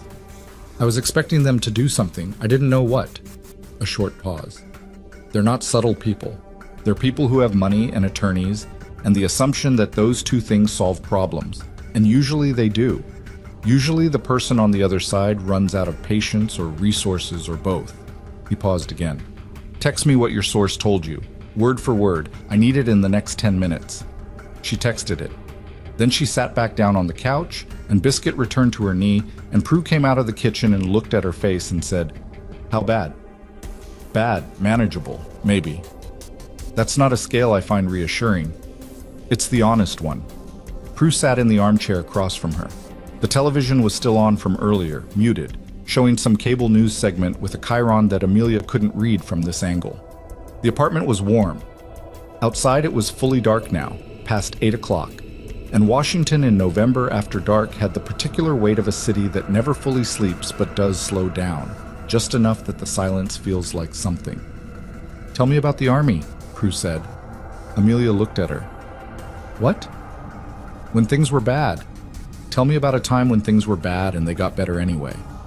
She thought about that for a moment, about what to say and whether any of it would actually help, or whether Prue was asking for her own reasons, and this was the particular form of comfort her sister offered. Not reassurance, not solutions, just the request to remember out loud. There was a night in the Kale Valley, she said. Our FOB took incoming and we lost power to the surgical unit for 11 minutes. Generator failure. We had a patient open on the table, abdominal, 3 bleeders. We were 20 minutes from closing. 11 minutes of flashlights and manual pressure and 2 nurses talking a surgeon through what he already knew but couldn't see. She paused. We closed him. He made it to the medevac. He survived. Another pause. It wasn't because of anything heroic. It was because everyone in that room had already thought about what they'd do if power went out. We'd never talked about it out loud, but we'd all thought about it. And when it happened, we just did the version of the plan that lived in our heads. Prue was quiet for a moment. Do you have a version of the plan for this? Amelia looked at her phone. No new messages from Obi yet. I have parts of one. Then you'll fill in the rest when you need to, Prue said. Same as before. It wasn't transformative. It didn't resolve anything. But it was accurate, and accuracy was what she needed right now, not comfort. And Prue had always known the difference between those two things. She slept 5 hours. It was enough. But Obi called at 6:50 Tuesday morning. He'd been awake since 4. The IG's office filed an independent procurement hold at 5:45 a.m. he said. It supersedes the committee timeline. The contract cannot move forward under any circumstances until the hold is resolved, regardless of whether the committee's original hold expires. She let out a breath she'd been holding since last night. What's the threshold they cited? Active interference with a federal oversight proceeding. Specifically, documented third-party contact with a committee member during a live review period by a firm engaged by the subject of the review. A pause. The Alderton Doan call was the piece we needed. The IG's office had the other 2 data points already. Your text last night connected them. How did the IG get the call documentation so fast? Alderton and Mace bills for its time. 19-minute consultation calls to Senate committee members show up on itemized billing records. We had a subpoena for Alderton's billing records filed before midnight. He paused. It was not a comfortable night for anyone on the federal side either. I want to be clear. She was standing at Prue's kitchen window with coffee. She'd actually made herself this time. Real coffee, not airport coffee. Looking at the backyard, the dormant grass, the bird feeder that still needed refilling. What happens now? Now the committee has breathing room. Price can table the postponement request because it's moot. The IG hold protects the timeline regardless. And he's going to. I spoke to Quan at 6 a.m. Price is furious about the Doan contact. He doesn't like his committee being worked. And Harlow Air's legal team? They know about the IG hold. They received formal notice at 6 a.m. A long pause. Their lead counsel requested an emergency meeting with our office this morning. They want but to discuss terms. The words sat in the air between them. Terms. The language of people who have run the numbers and found them unfavorable. What kind of terms? I don't know yet. I don't meet with them until 2 p.m. But I want you to know it's happening, and I want to be clear about something. Whatever they offer, it goes through you. You are the named individual in the primary incident. The DOT review is the mechanism, but you're the reason the mechanism has teeth right now. Nothing gets resolved without your input. He paused. Are you clear on that? Yes. Good. A pause. There's one more thing. The Nashville nurse, Dr. Fell's February incident, and the Nashville incident from last week. Both of those individuals have now formally joined the review as additional complainants. The pattern is documented across 3 incidents, 3 witnesses, 3 separate removal events. That changes the liability calculus for Harlow Air significantly. She thought about the pediatric nurse practitioner in Nashville standing in a gate area, about Darius Fell's 9 months of form responses, about the particular exhaustion of being a medical professional who spends their entire working life making critical decisions under pressure, and then being treated like a disruption by someone who felt a feeling on a Tuesday afternoon. Tell me about the 2 p.m. meeting, she said. She didn't attend the 2 p.m. meeting. That was Obi's room, not hers. She wasn't a party to the formal DOT proceedings in a legal capacity, only as a witness, and walking into a negotiation between federal investigators and corporate counsel would have created complications she didn't need. Instead, she sat in a coffee shop 4 blocks from the DOT building with a legal pad and wrote everything she wanted to say if she ever had the chance to say it directly to the people who'd put her in that fluorescent room. Not because she was going to read it to anyone, she wasn't, but because writing it out was the thing that kept her from letting it live inside her unchecked. And unchecked things had a way of surfacing at the wrong moment. She wrote for 90 minutes. Then she folded the pages, put them in her folder with everything else, and ordered another coffee. At 4:17, Obi called.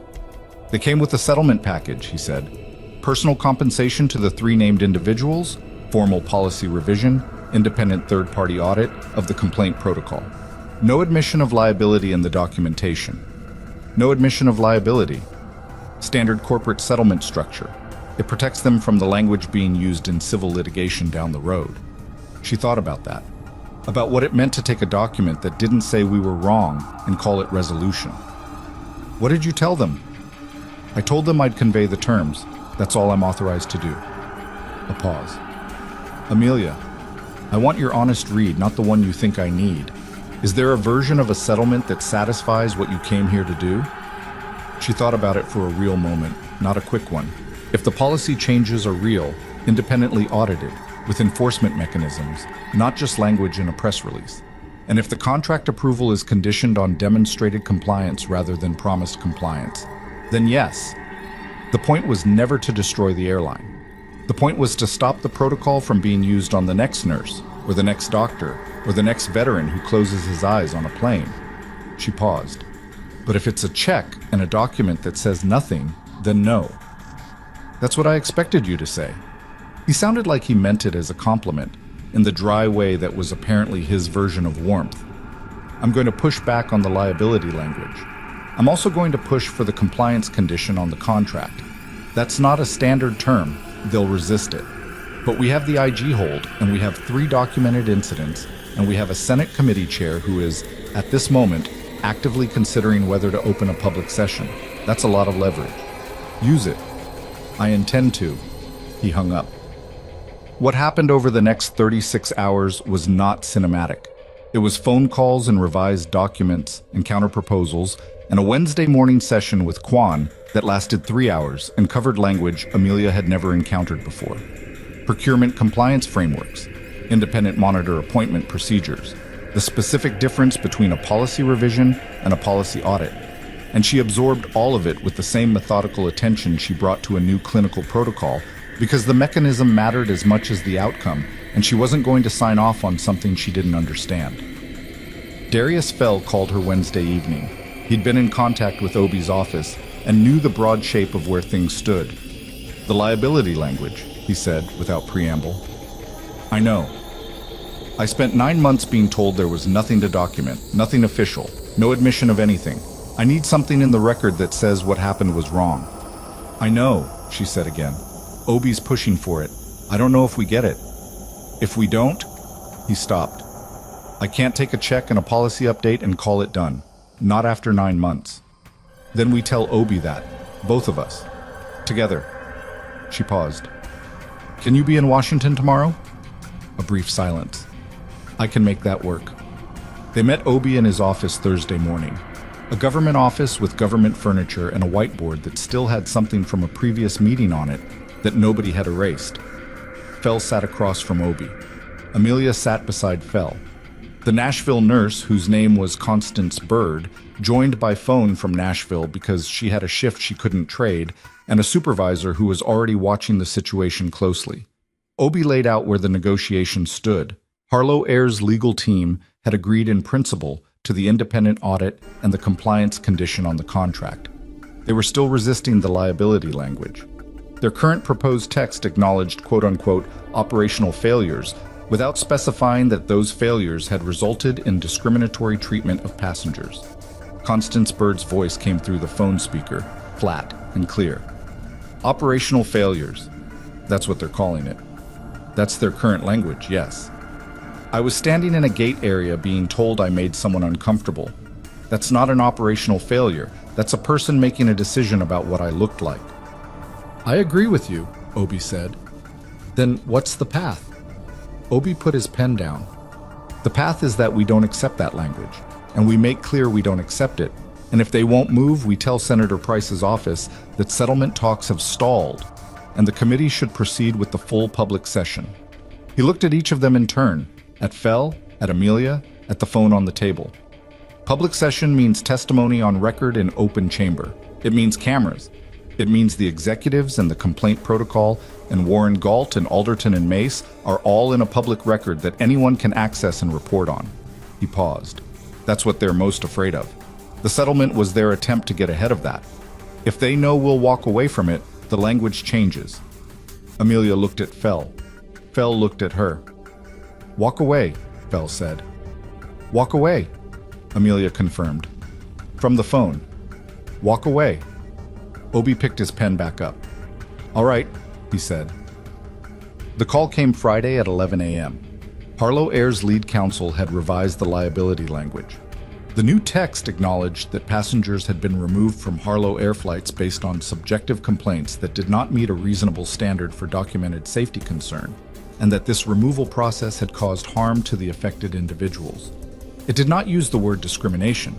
It did not name any specific executive, but it said, in plain language that would survive being read by a reporter or a judge, that the airline had done something wrong to specific people and that those people had been harmed by it. It wasn't everything. It was something real. She read the revised language 3 times, standing in the DOT building's corridor while Obi watched her. She thought about what Darius Fell had said. I can't call it done if there's nothing in the record that says it was wrong. This put something in the record. Is this enforceable? She asked. As a settlement document, yes. The compliance monitor will report to our office quarterly for 2 years. If the policy revisions aren't implemented or the audit finds ongoing violations, the contract hold is automatically reinstated and the document becomes an exhibit. He paused. It has teeth. She handed it back. Then we're close.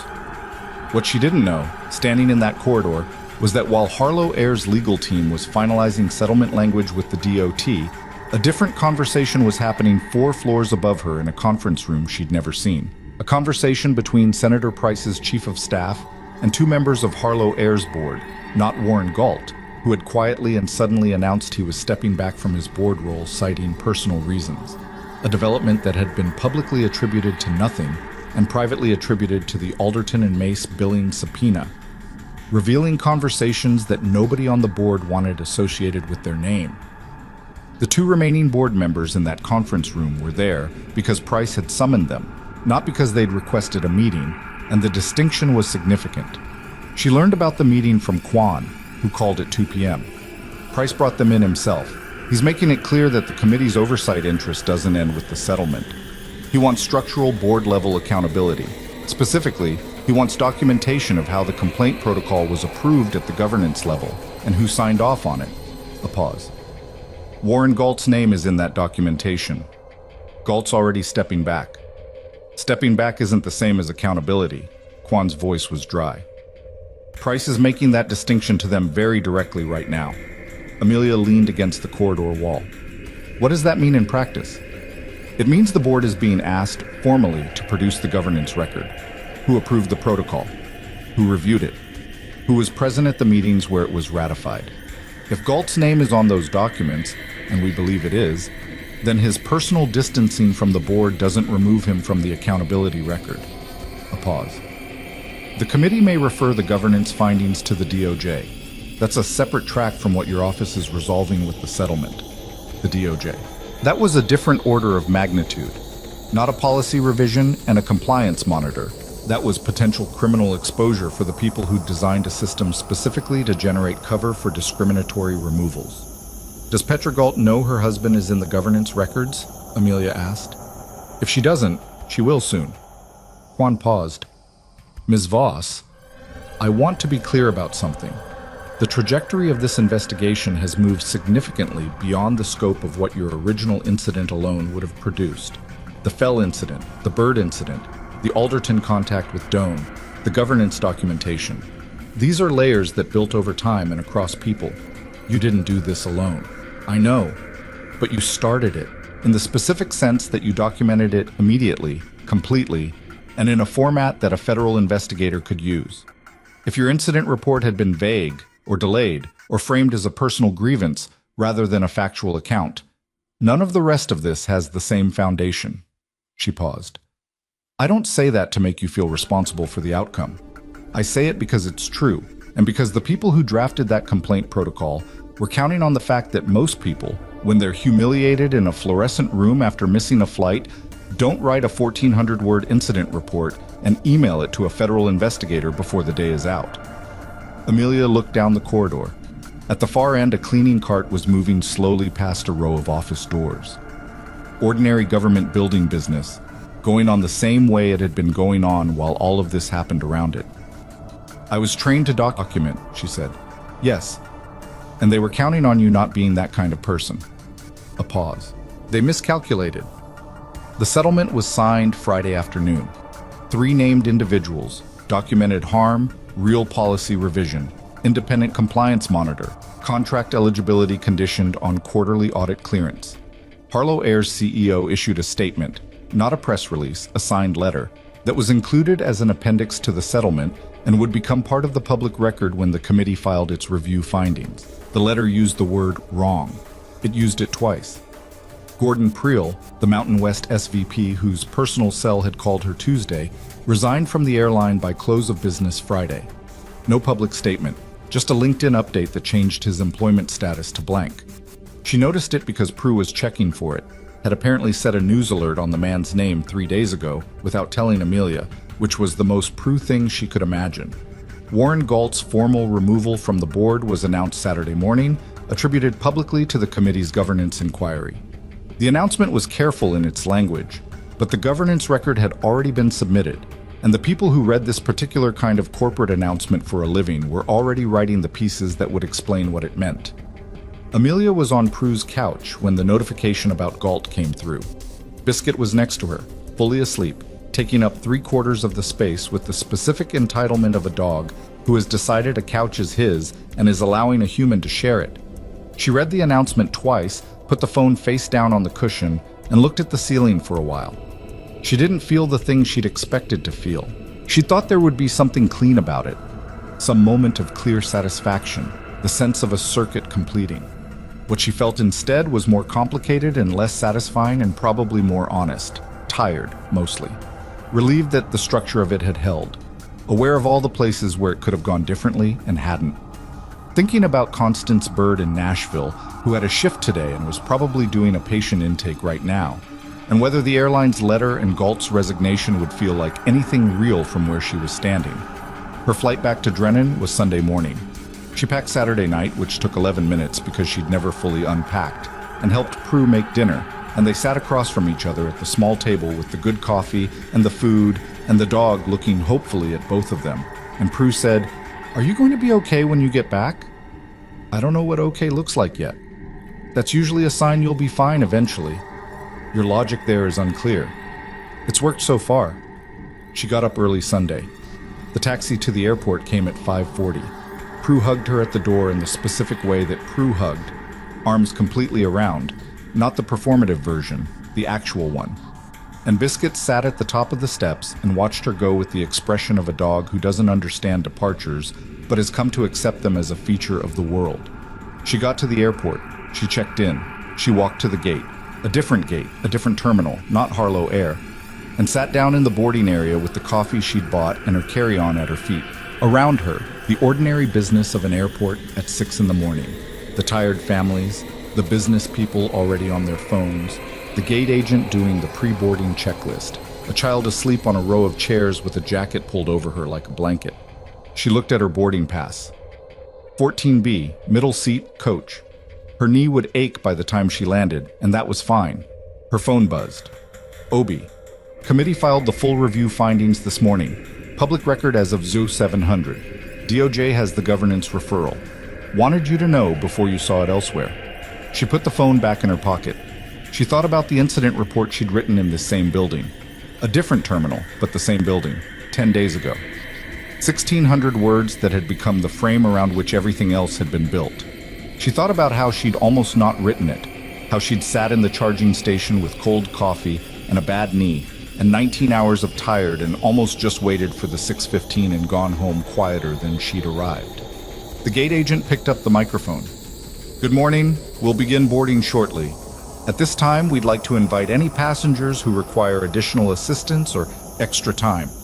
Amelia stood up. She picked up her bag. She got in line. She was almost to the jetway door when someone called her name. She turned. The gate agent, young, early 20s, with the slightly overwhelmed look of someone on the early shift, was holding out a folded piece of paper. "Someone left this at the desk for you, said to give it to the woman in 14B. Amelia took it, unfolded it. One line, handwritten, no signature. "They pulled our security footage from February 4th. There's something on it you haven't seen. Call me before you land." A number. Washington area code. Not OB's, not Kwan's, not the clerk from the committee office. She looked up. The gate agent had already turned back to his screen. The jetway stretched ahead of her, the curved tube of it, the sound of the aircraft beyond. Behind her, the boarding line was moving. She folded the note. She put it in her jacket pocket, against the folded pages from the legal pad where she'd written everything she'd never said out loud. She walked down the jetway. She found her seat. She sat down, and the window was to her left, and the engine noise built slowly beneath her, and somewhere behind her, under cargo and luggage, and the ordinary weight of a plane full of people going somewhere, the footage from February 4th existed. And whatever was on it, nobody had told her about it, and the question of why not was already forming in the place in her mind where she kept the things that mattered. The plane began to move.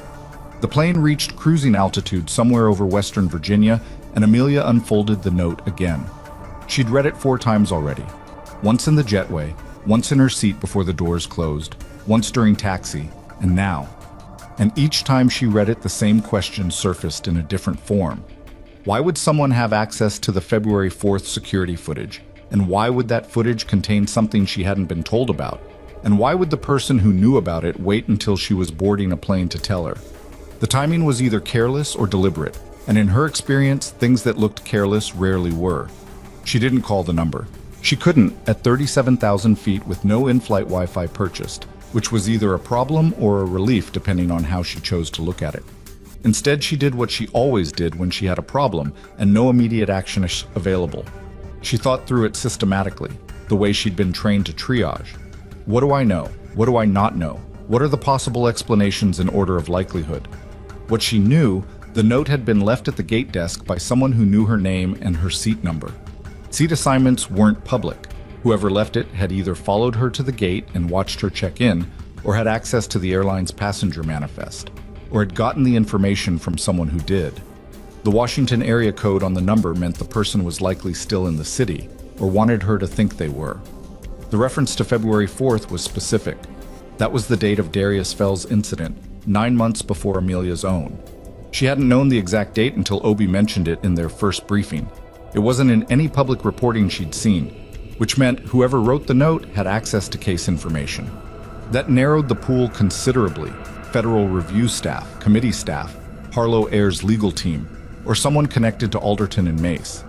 The last 2 categories were people who would want her to call an unknown number for reasons she wouldn't like. The first 2 were people who could have called her through Obi or Quan if they'd wanted to reach her through legitimate channels. So either this was someone inside the legitimate structure who couldn't use the legitimate channels, a source protecting themselves, the way the clerk from the committee office had protected herself, or it was someone who wanted her to think that. She folded the note back into her pocket. She looked out the window. The cloud cover below was solid and white and gave the impression of a floor that wasn't there. She'd flown over enough of these to know what was under them. Terrain, ordinary and specific, going about its business regardless of what was happening at 37,000 feet.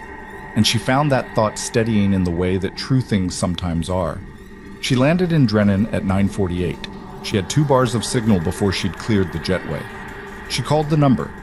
It rang 3 times. Then a man's voice. Not a voice she recognized, older, with the flat, careful diction of someone who chose words the way a person chooses footing on unstable ground. Miss Voss? Thank you for calling. Who is this? My name is Arthur Sen. I was employed by Alderton and Mace until last Thursday. I resigned. A pause. I was the investigator assigned to your case. She stopped walking. A man behind her with a roller bag said, "Excuse me," and went around her. She stepped to the side of the concourse. You were surveilling me. I was conducting what the firm characterized as a threat assessment and litigation support engagement on behalf of Harlow Air. His voice was precise and without apology in it, but also without the smoothness of someone who'd rehearsed this. I was the person in the SUV outside your sister's building. I see. I was also the person who pulled the February 4th footage. That's what I need to tell you about. A breath. Ms. Voss. When Alderton took the engagement, I was given a brief that described you as a potential litigation liability. My job was to document your behavior, your contacts, anything that could be used to complicate your credibility. Standard engagement. I've done 30 like it. He paused. I was also asked to review the airport security footage from the February incident for anything that could be used to undermine Dr. Fell's account of what happened. And? The footage doesn't undermine him. It documents the complaint being fabricated. She was very still. Around her, the Drennan airport moved in its ordinary way. The baggage carousel, a family reuniting near the exit, the smell of the rental car desk and old carpet. Explain that. The terminal footage from February 4th shows Dr. Fell seated, reading, headphones in. It shows the complainant, a woman in seat 18C, looking at her phone for approximately 6 minutes, then standing, walking to the front of the cabin, and speaking with the flight attendant. The footage from the gate area, from before boarding, shows the same woman having a conversation with a Harlow Air Gate supervisor that lasted 4 minutes and 20 seconds. We have audio. A pause. She knew him. They spoke by first name, and what she said to him, we have it on the gate microphone, included the words, "We need one more before the month closes." Amelia's jaw tightened. One more what? That's what I'm telling you. The complaint wasn't spontaneous, it was coordinated. His voice stayed level, but there was something underneath it now, the particular strain of a person saying out loud the thing they've been deciding whether to say for days. I don't know the full structure, but what I know is this. The gate supervisor who took the pre-board conversation was on the same Harlow Air regional payroll as Gordon Priel's Mountain West division. The woman who filed the February complaint has no public connection to the airline that I could find. But the footage exists and the audio exists, and Alderton has both of them. And when I flagged it to my supervising partner, because I thought it was material that the firm needed to manage carefully, he told me to file it under non-responsive and move on. Non-responsive, she said, meaning it wouldn't be produced to the Federal Review, meaning they intended to bury it. She thought about Darius Fell in the coffee shop, both hands wrapped around a cup of coffee he never drank. 9 months. 3 weeks before he filed his complaint because he kept thinking someone would just acknowledge it was wrong. She thought about the word coordinated. She thought about what coordinated meant, not a protocol that was carelessly discriminatory, not a complaint mechanism that had been negligently designed to require no specificity. Something worse. A system being actively used, with intention, with a gate supervisor who knew a complainant by name and spoke to her before boarding about needing one more before the month closes. One more. As if there were a quota. As if there were a number. Her hand was tight on the phone. She made herself loosen it. Mr. Sen, why are you telling me this? A long pause. Because I've done this work for 11 years, and I've told myself the thing that people in this work tell themselves. That I'm just gathering information, that what the client does with it is not my responsibility, that I'm a neutral instrument. His voice went quieter. And then I sat outside your sister's building for 3 hours and watched a woman who had done nothing except write an accurate report, go home with a dog and a bag of groceries. And I thought about the February footage sitting in a file marked non-responsive, and I decided I was done being a neutral instrument. She stood in the middle of Drennan Regional Airport and breathed. The footage. Where is it? I made copies before I resigned. They're on an encrypted drive. I retained an attorney Thursday afternoon. She's prepared to produce them to the DOT Inspector General's office under a whistleblower protection filing. He paused. I'm not asking you for anything, Ms. Voss. I'm telling you so that when it surfaces, and it will surface, the filing goes in today, you're not caught off guard, and because you deserve to know what was done. She thought about what to say. There were several things available to her, ranging from functional to something more honest. She chose honest. Thank you, she said. That's not nothing what you just did. It's late, he said. But it's what I had. She called Obi before she got to baggage claim. He picked up immediately, which meant he was already in his office on a Sunday, which no longer surprised her. She told him what Sen had said precisely and in sequence. He was quiet for the duration and then said, his attorney's filing will trigger an automatic preservation order on Alderton's full engagement records. Everything they touched, the billing records we subpoenaed, the surveillance logs, the footage, all of it becomes legally protected from destruction within the hour. What does the audio mean? For Fell? It means the February incident wasn't a passenger complaint. It means it was an orchestrated removal, which means Harlow Air's Mountain West division was running a program, not a careless protocol, a deliberate program, to generate a pattern of removals that would give the airline grounds to challenge the travel rights of specific passengers. He paused. We don't know the full scope yet, but if there are logs, if someone was tracking one more before the month closes, then there are records, and those records are now going to be found. The settlement addressed the policy. What Sen is describing is potentially criminal conduct. Those are two different tracks, and they don't cancel each other out. His voice had taken on the particular focused quality of a man who has been handed the last piece of something he's been building for a long time. Amelia, go home. Let me work. She went home. Her apartment in Drennan was exactly as she'd left it. Clean, because she'd cleaned it before leaving. Sparse because she hadn't fully furnished it yet. Quiet, in the way that apartments are quiet when no one has been in them for 10 days. She put her bag down. She stood in the kitchen and looked at the refrigerator and thought about what was probably in it and decided on toast, which was achievable and sufficient. She ate standing at the counter, the way she'd eaten 100 meals in forward operating bases and break rooms, and every space that was functional rather than comfortable. She thought about the footage, about the gate supervisor and the woman in 18C, and the phrase "one more" before the month closes, about what it meant that someone had been running a count. She didn't sleep much that night, not because she was anxious, she'd moved past the anxious phase somewhere over Western Virginia, but because her mind was doing the thing it did when it had more information than it had yet fully processed, running through the implications in the quiet, methodical way that felt less like worry and more like work. She let it run. It was better than trying to stop it. Monday morning, she went back to her shift at Callaway Regional. She got there 7 minutes early. She changed into her scrubs in the locker room. She walked onto the floor and Marcus looked up from the intake desk and said, "Welcome back," and handed her a breakfast burrito, which was cold because he'd apparently bought it an hour ago in anticipation of her arrival, which was both thoughtful and slightly illogical, which was entirely consistent with Marcus. "Thank you," she said. "How's your knee?" "Fine." "How's the other thing?" She looked at him. "Still moving." He nodded like that was the answer he'd expected. "Dr. Foss wants to see you at 10. Heads up." She saw 8 patients before 10. A 43-year-old with a suspected DVT that turned out to be confirmed. She caught the asymmetrical calf swelling on intake that the attending had initially attributed to a muscle strain, flagged it, ordered the ultrasound, and had the anticoagulation protocol started before the hour was out, which was the kind of work that didn't make anyone famous and kept people from dying, which was the work she'd trained for and the work she was good at. She did it with the same attention she'd brought to the incident report and the testimony and the phone call with Sen. Full attention, no reservation, the thing in front of her receiving everything she had.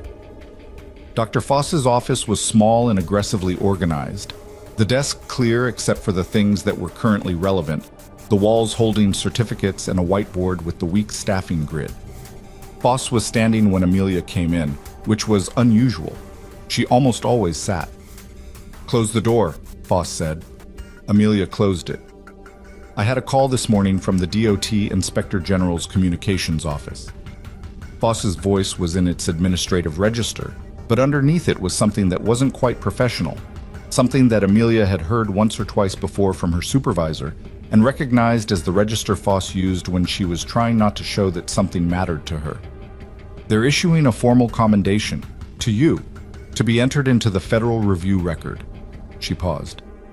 "They called it an exemplary demonstration of professional documentation and civic responsibility under institutional pressure." Another pause. "Which is a government way of saying you did the right thing when it was hard." Amelia looked at her. "I also want to say something that is not part of any official record," Foss continued. "When you called me from Washington and told me what was happening, when you called ahead of time, before anything became public, because you wanted me to hear it from you directly, that was the right call. Not just strategically, as a person." She looked at Amelia with the specific directness of someone who doesn't offer this kind of statement often and means it precisely. "I've had nurses on this floor for 20 years. Most of them, when something hard happens, they manage it alone until they can't. You didn't do that. You kept people informed. You asked for what you needed." A pause. "That's harder than it sounds." Amelia thought about the 11 minutes in the Kael Valley with the power out, about the plan that lived in people's heads because they'd thought about it without talking about it, about what it might have looked like if they'd talked about it out loud instead. "I had good people around me," she said. "You also had to choose to use them." Foss sat down. "You're back on full rotation. If anyone on this staff gives you trouble about the press coverage or the case, you tell me before you handle it yourself. That's not optional, that's an instruction." She picked up her pen, which was the signal that the conversation was transitioning back to function. "Now go finish your shift. You have a patient in 7 who needs a wound redress and the attending is running late." The criminal referral from the DOT Inspector General's office landed on a Tuesday, 2 weeks after Amelia's return to Drennan. It named 4 individuals. Gordon Priel, former SVP of Operations. Warren Galt, former board director. A Harlow Air Regional Operations Manager named Deb Suter, who had administered what the referral described as a Systematic Passenger Disruption Program out of the Mountain West Division, and the Alderton and Mace supervising partner who had ordered the February footage filed as non-responsive. The referral was not a conviction. It was the beginning of a process that would take time and involve lawyers and produce outcomes that were still months away. But it was public, filed in the Federal Record and reported by Simone Frey at the National Transport Observer within hours of the filing, then picked up by 3 national outlets by the following morning. The phrase Systematic Passenger Disruption Program appeared in the headline of 2 of them. Amelia read the articles on her lunch break, sitting in the break room with a sandwich she'd actually made that morning, which felt like a minor victory. The Suter detail was the one that stayed with her longest. Deb Suter, whose name she hadn't known until the referral, whose existence she hadn't known until the referral, had apparently managed a spreadsheet. An actual spreadsheet, tracked monthly, with columns that included removal date, flight number, passenger demographic data, and a column labeled Justification Classification that contained codes that corresponded to categories of complaint. The spreadsheet had been on a shared drive in the Mountain West Operations folder. Alderton had it. Sen had photographed it before he resigned. The IG's office had it now, and what it showed was that over 14 months, 31 passengers had been removed from Harlow air flights through the Mountain West Division under complaint protocols that had been, in a significant number of cases, initiated or coordinated by airline staff rather than by genuine passenger concerns. 31 people. 31 incidents that most of them had probably tried to report or decided not to report, or filed a form about that went unanswered, or accepted a travel credit and gone home carrying something they didn't have words for, because what happened to them was real, and the institution that did it gave them no language to describe why. She thought about those 31 people for a long time. She thought about the ones whose names she'd never know, who hadn't had a Terrence Obie call them 40 minutes after their incident report hit the system, who hadn't had a Bridget Kwan, who hadn't had a Darius Fell to sit across from in a coffee shop and recognize the shape of a shared experience. She thought about what it cost to carry something when no one official acknowledges it happened, when the institution responsible calls it a protocol and offers you a voucher and moves on. This was the thing that the commendation and the settlement and the criminal referral didn't fully address, and she knew it, and she held that knowledge alongside the rest of it, not as a reason to dismiss what had been accomplished, but as a reason to understand its limits. You could change a policy. You could freeze a contract. You could put 4 names in a federal referral and run a compliance monitor for 2 years. What you couldn't do, through any of those mechanisms, was give back the thing that was taken from the 31 people on Deb Suter's spreadsheet. The ordinary expectation that they would be treated as people rather than problems. That their presence in a seat they'd paid for was not subject to the mood or the agenda of whoever happened to be watching. That expectation, the expectation of being treated as a person, wasn't a legal instrument. It wasn't a policy revision. It was something that had to be chosen in individual moments by individual people with the authority to make a different decision than the easy one. Briggs could have asked for specifics. The flight attendant could have said the complaint wasn't actionable. Fitch could have read the situation in the fluorescent room and understood that what was happening there was wrong. None of them did. The protocol gave them cover not to, and they took it. That was the thing the criminal referral named in legal language: systematic, coordinated, documented.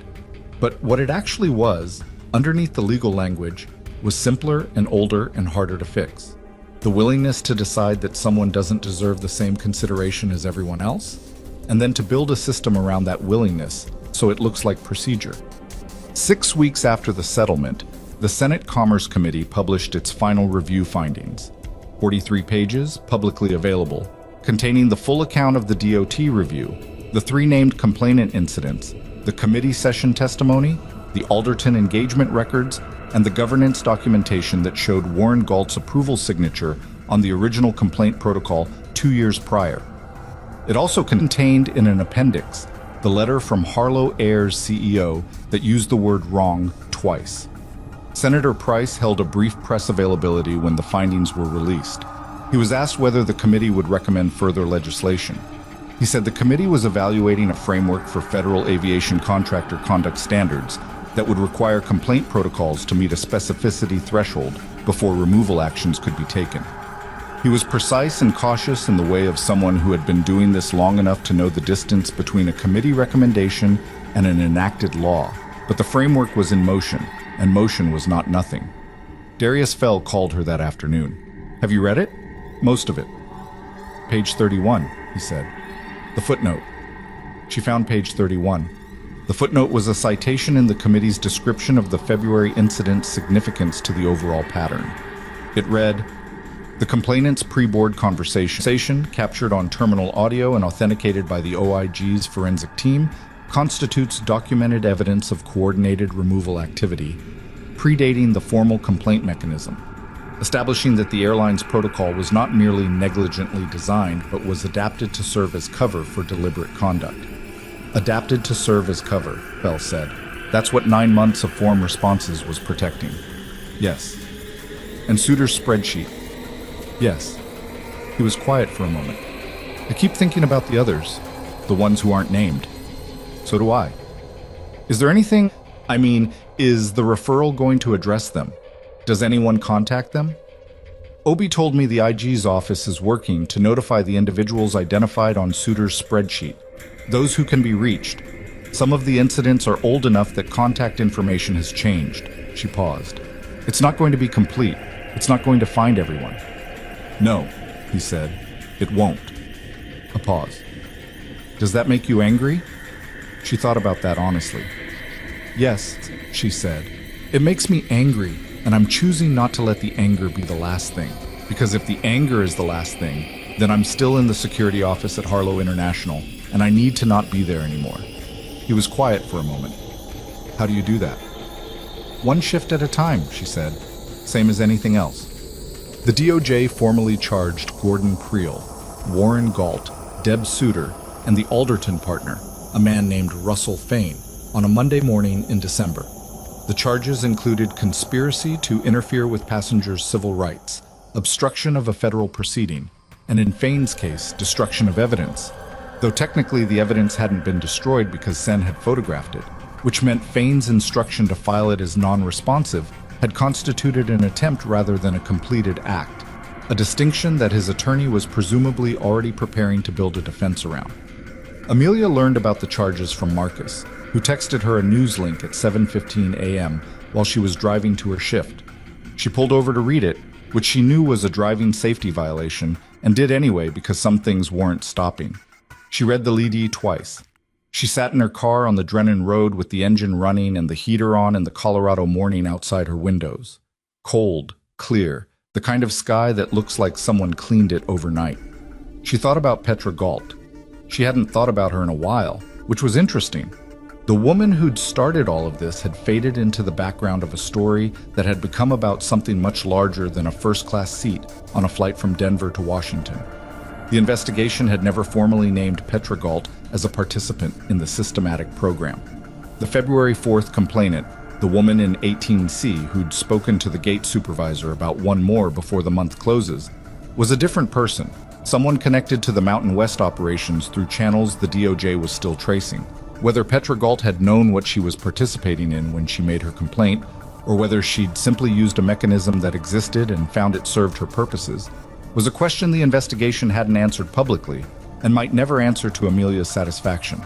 She'd decided to leave that one unresolved, not because it didn't matter, but because she understood by now that demanding clean answers to questions about human motivation was a way of postponing the ability to move forward.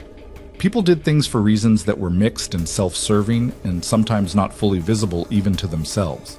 What you could hold people accountable for was conduct, what they did, not the complete internal story of why.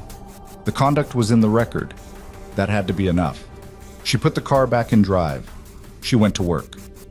The commendation from the DOT Inspector General's office arrived in physical form in mid-December, a letter, signed, on official stationery, that she read once and put in the folder with the incident report and the legal pad pages and Sen's note and the folded printed screenshot of the charity gala where Petra Galt stood next to her husband in a photograph that had, in its small way, been the first thread she'd pulled.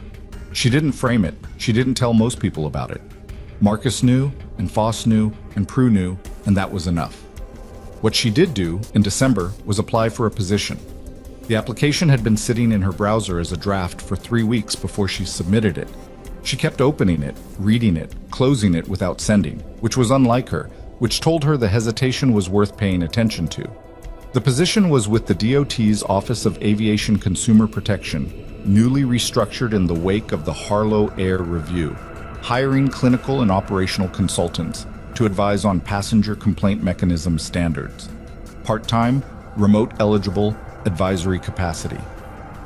The listing specified that applicants with backgrounds in military medical operations and civilian clinical practice would be given particular consideration for the institutional knowledge they brought to high-pressure decision-making protocols. She recognized Obi's language in that specification. She called him. "Did you write that listing?" she asked. "I may have had input on the qualification criteria," he said, with the dry precision that was his version of a smile. "Terrence." "Amelia. I am a nurse. I'm not a policy consultant. You spent 10 days demonstrating that you understand complex federal oversight processes, institutional accountability mechanisms, and the specific points at which complaint protocols fail the people they're supposed to protect." A pause. "The people writing the new standards have the policy language. What they don't have is someone who knows what it feels like when the protocol fails at 30,000 feet. Another pause. "We're not asking you to stop being a nurse. We're asking you to help us make sure the system works for the next person who is." She looked at the application on her screen, at the draft she'd written and rewritten and not sent, at the blank where her cover letter was supposed to go, which she hadn't been able to fill in because she kept starting it too formally, as if she were trying to sound like someone the position would take seriously instead of just saying what was true. She deleted the draft. She wrote a new one. It took 18 minutes, and she changed 3 words and sent it before she could change anything else. She got the position in January. She flew back to Washington in February for her first advisory meeting. Different airline. She'd researched the complaint protocol before booking, old habit, new application, and found it met the specificity threshold that Price's committee framework had outlined. It wasn't law yet, but the airline had adopted it voluntarily, which was either principled or strategic and probably both. And either way, the threshold was there. She booked coach, window seat. Her knee would ache, and that was fine. The flight was uneventful in every way a flight should be uneventful. On time, unremarkable, full of ordinary people going ordinary places. She read for the first hour. She looked out the window for the second. The cloud cover was thin enough that she could see the terrain below, the particular geometry of the country from altitude, roads and fields, and the dark lines of rivers, and the grid of small cities, everything that looked random from the ground, resolving into pattern from up here. She thought about the 31 people on Souter's spreadsheet. She thought about what it would mean if the framework Price's committee was building became law, if the specificity threshold became a national standard, if the next nurse or doctor or veteran who closed their eyes on a plane had the protection of a protocol that required a real answer to the question, what, specifically, did this person do? She thought about the gap between what that protection would be and what it would feel like, the distance between a policy and the human moment inside the policy, and she knew the gap would still be there, would always be there, because the gap was where people lived, in the space between what the rules said and what the person with the authority decided to do. You couldn't close that gap entirely. You could make it harder to exploit. You could build systems that required more from the person in the moment than an instinct and a cover story. You could make the cost of a careless decision visible enough that it wasn't easy to call nothing. That was the work. It wasn't clean, and it wasn't finished, and it would never be finished. And she was starting to understand that this was not a failure of the work, but a description of it. The same way clinical practice was never finished, the same way you never fully solved the problem of keeping people alive, you just kept showing up and doing the best available thing with what you had. The plane began its descent. Washington resolved below the clouds, the particular skyline of it, the monuments and the river, the geography of a city that had been the center of this particular story and would go on being the center of other stories after hers was over. She looked at it and felt the ordinary mix of things. Tired, present, not fully resolved, moving forward anyway. She thought about what she would say if someone asked her what the lesson was. She'd been asked variations of that question several times in the past months, by journalists, by Quan, by a veterans advocacy organization that had reached out after the committee findings were published, by Prue, who asked it in the specific way that Prue asked things, which was directly and without pretense, and because she actually wanted to know. What she'd learned to say was this: the lesson wasn't that speaking up always works, because it doesn't. And anyone who tells you it does is selling a cleaner story than the real one. The lesson was that silence has a cost too. A cost that's harder to see because it's distributed across time, across all the people who come after you, and encounter the same system unchanged, because no one made the system visible. You document. You report. You refuse to let it be treated as nothing, not because you're certain it will matter, but because you know with certainty that it can't matter if it's not on record. The incident report doesn't guarantee the outcome. It makes the outcome possible. And the other thing, the harder thing, the one she was still working out, was about what you do with the version of yourself that comes out the other side. Because she was not the same person who had boarded Flight 408 with a bad knee and a window seat and 19 hours of tired. Not because she'd been transformed by the experience into something better. She distrusted that framing, the narrative where the crucible produces a purer version of you because it made suffering sound like a design feature. She was the same person with the same flaws and the same reprimand in her file and the same tendency to let coffee go cold while things happened around it. What was different was that she understood more precisely what she was willing to do with what she knew. She was willing to stay in the room. That was it, in the plainest terms. She was willing to stay in the fluorescent room and ask the question that required a real answer and write it all down before she left, and then to keep going when the system pushed back, and to understand that pushing back was not evidence that she was wrong, but evidence that she'd found something the system wanted to keep easy. The wheels touched the tarmac. The plane slowed. Around her, people began moving in the way that people always move at the end of a flight, reaching for bags, checking phones, reassembling themselves for wherever they were going. She stayed still for a moment, the way she always stayed still for a moment, letting the moving happen around her while she finished the thought she was in. The thought was this: she had boarded a plane 10 days ago as a nurse trying to visit her sister.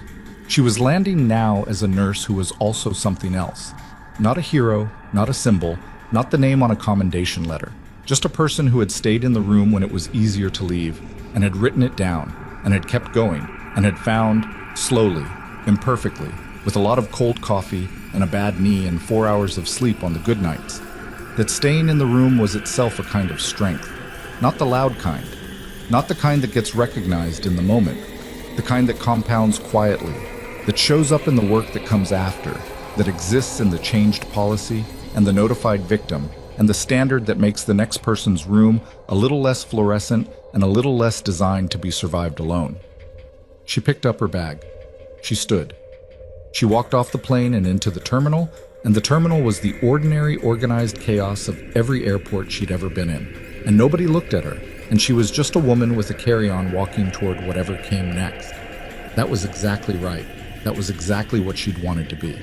She walked out of the gate and into the corridor and toward the exit, and the city was outside and the work was ahead, and she kept going.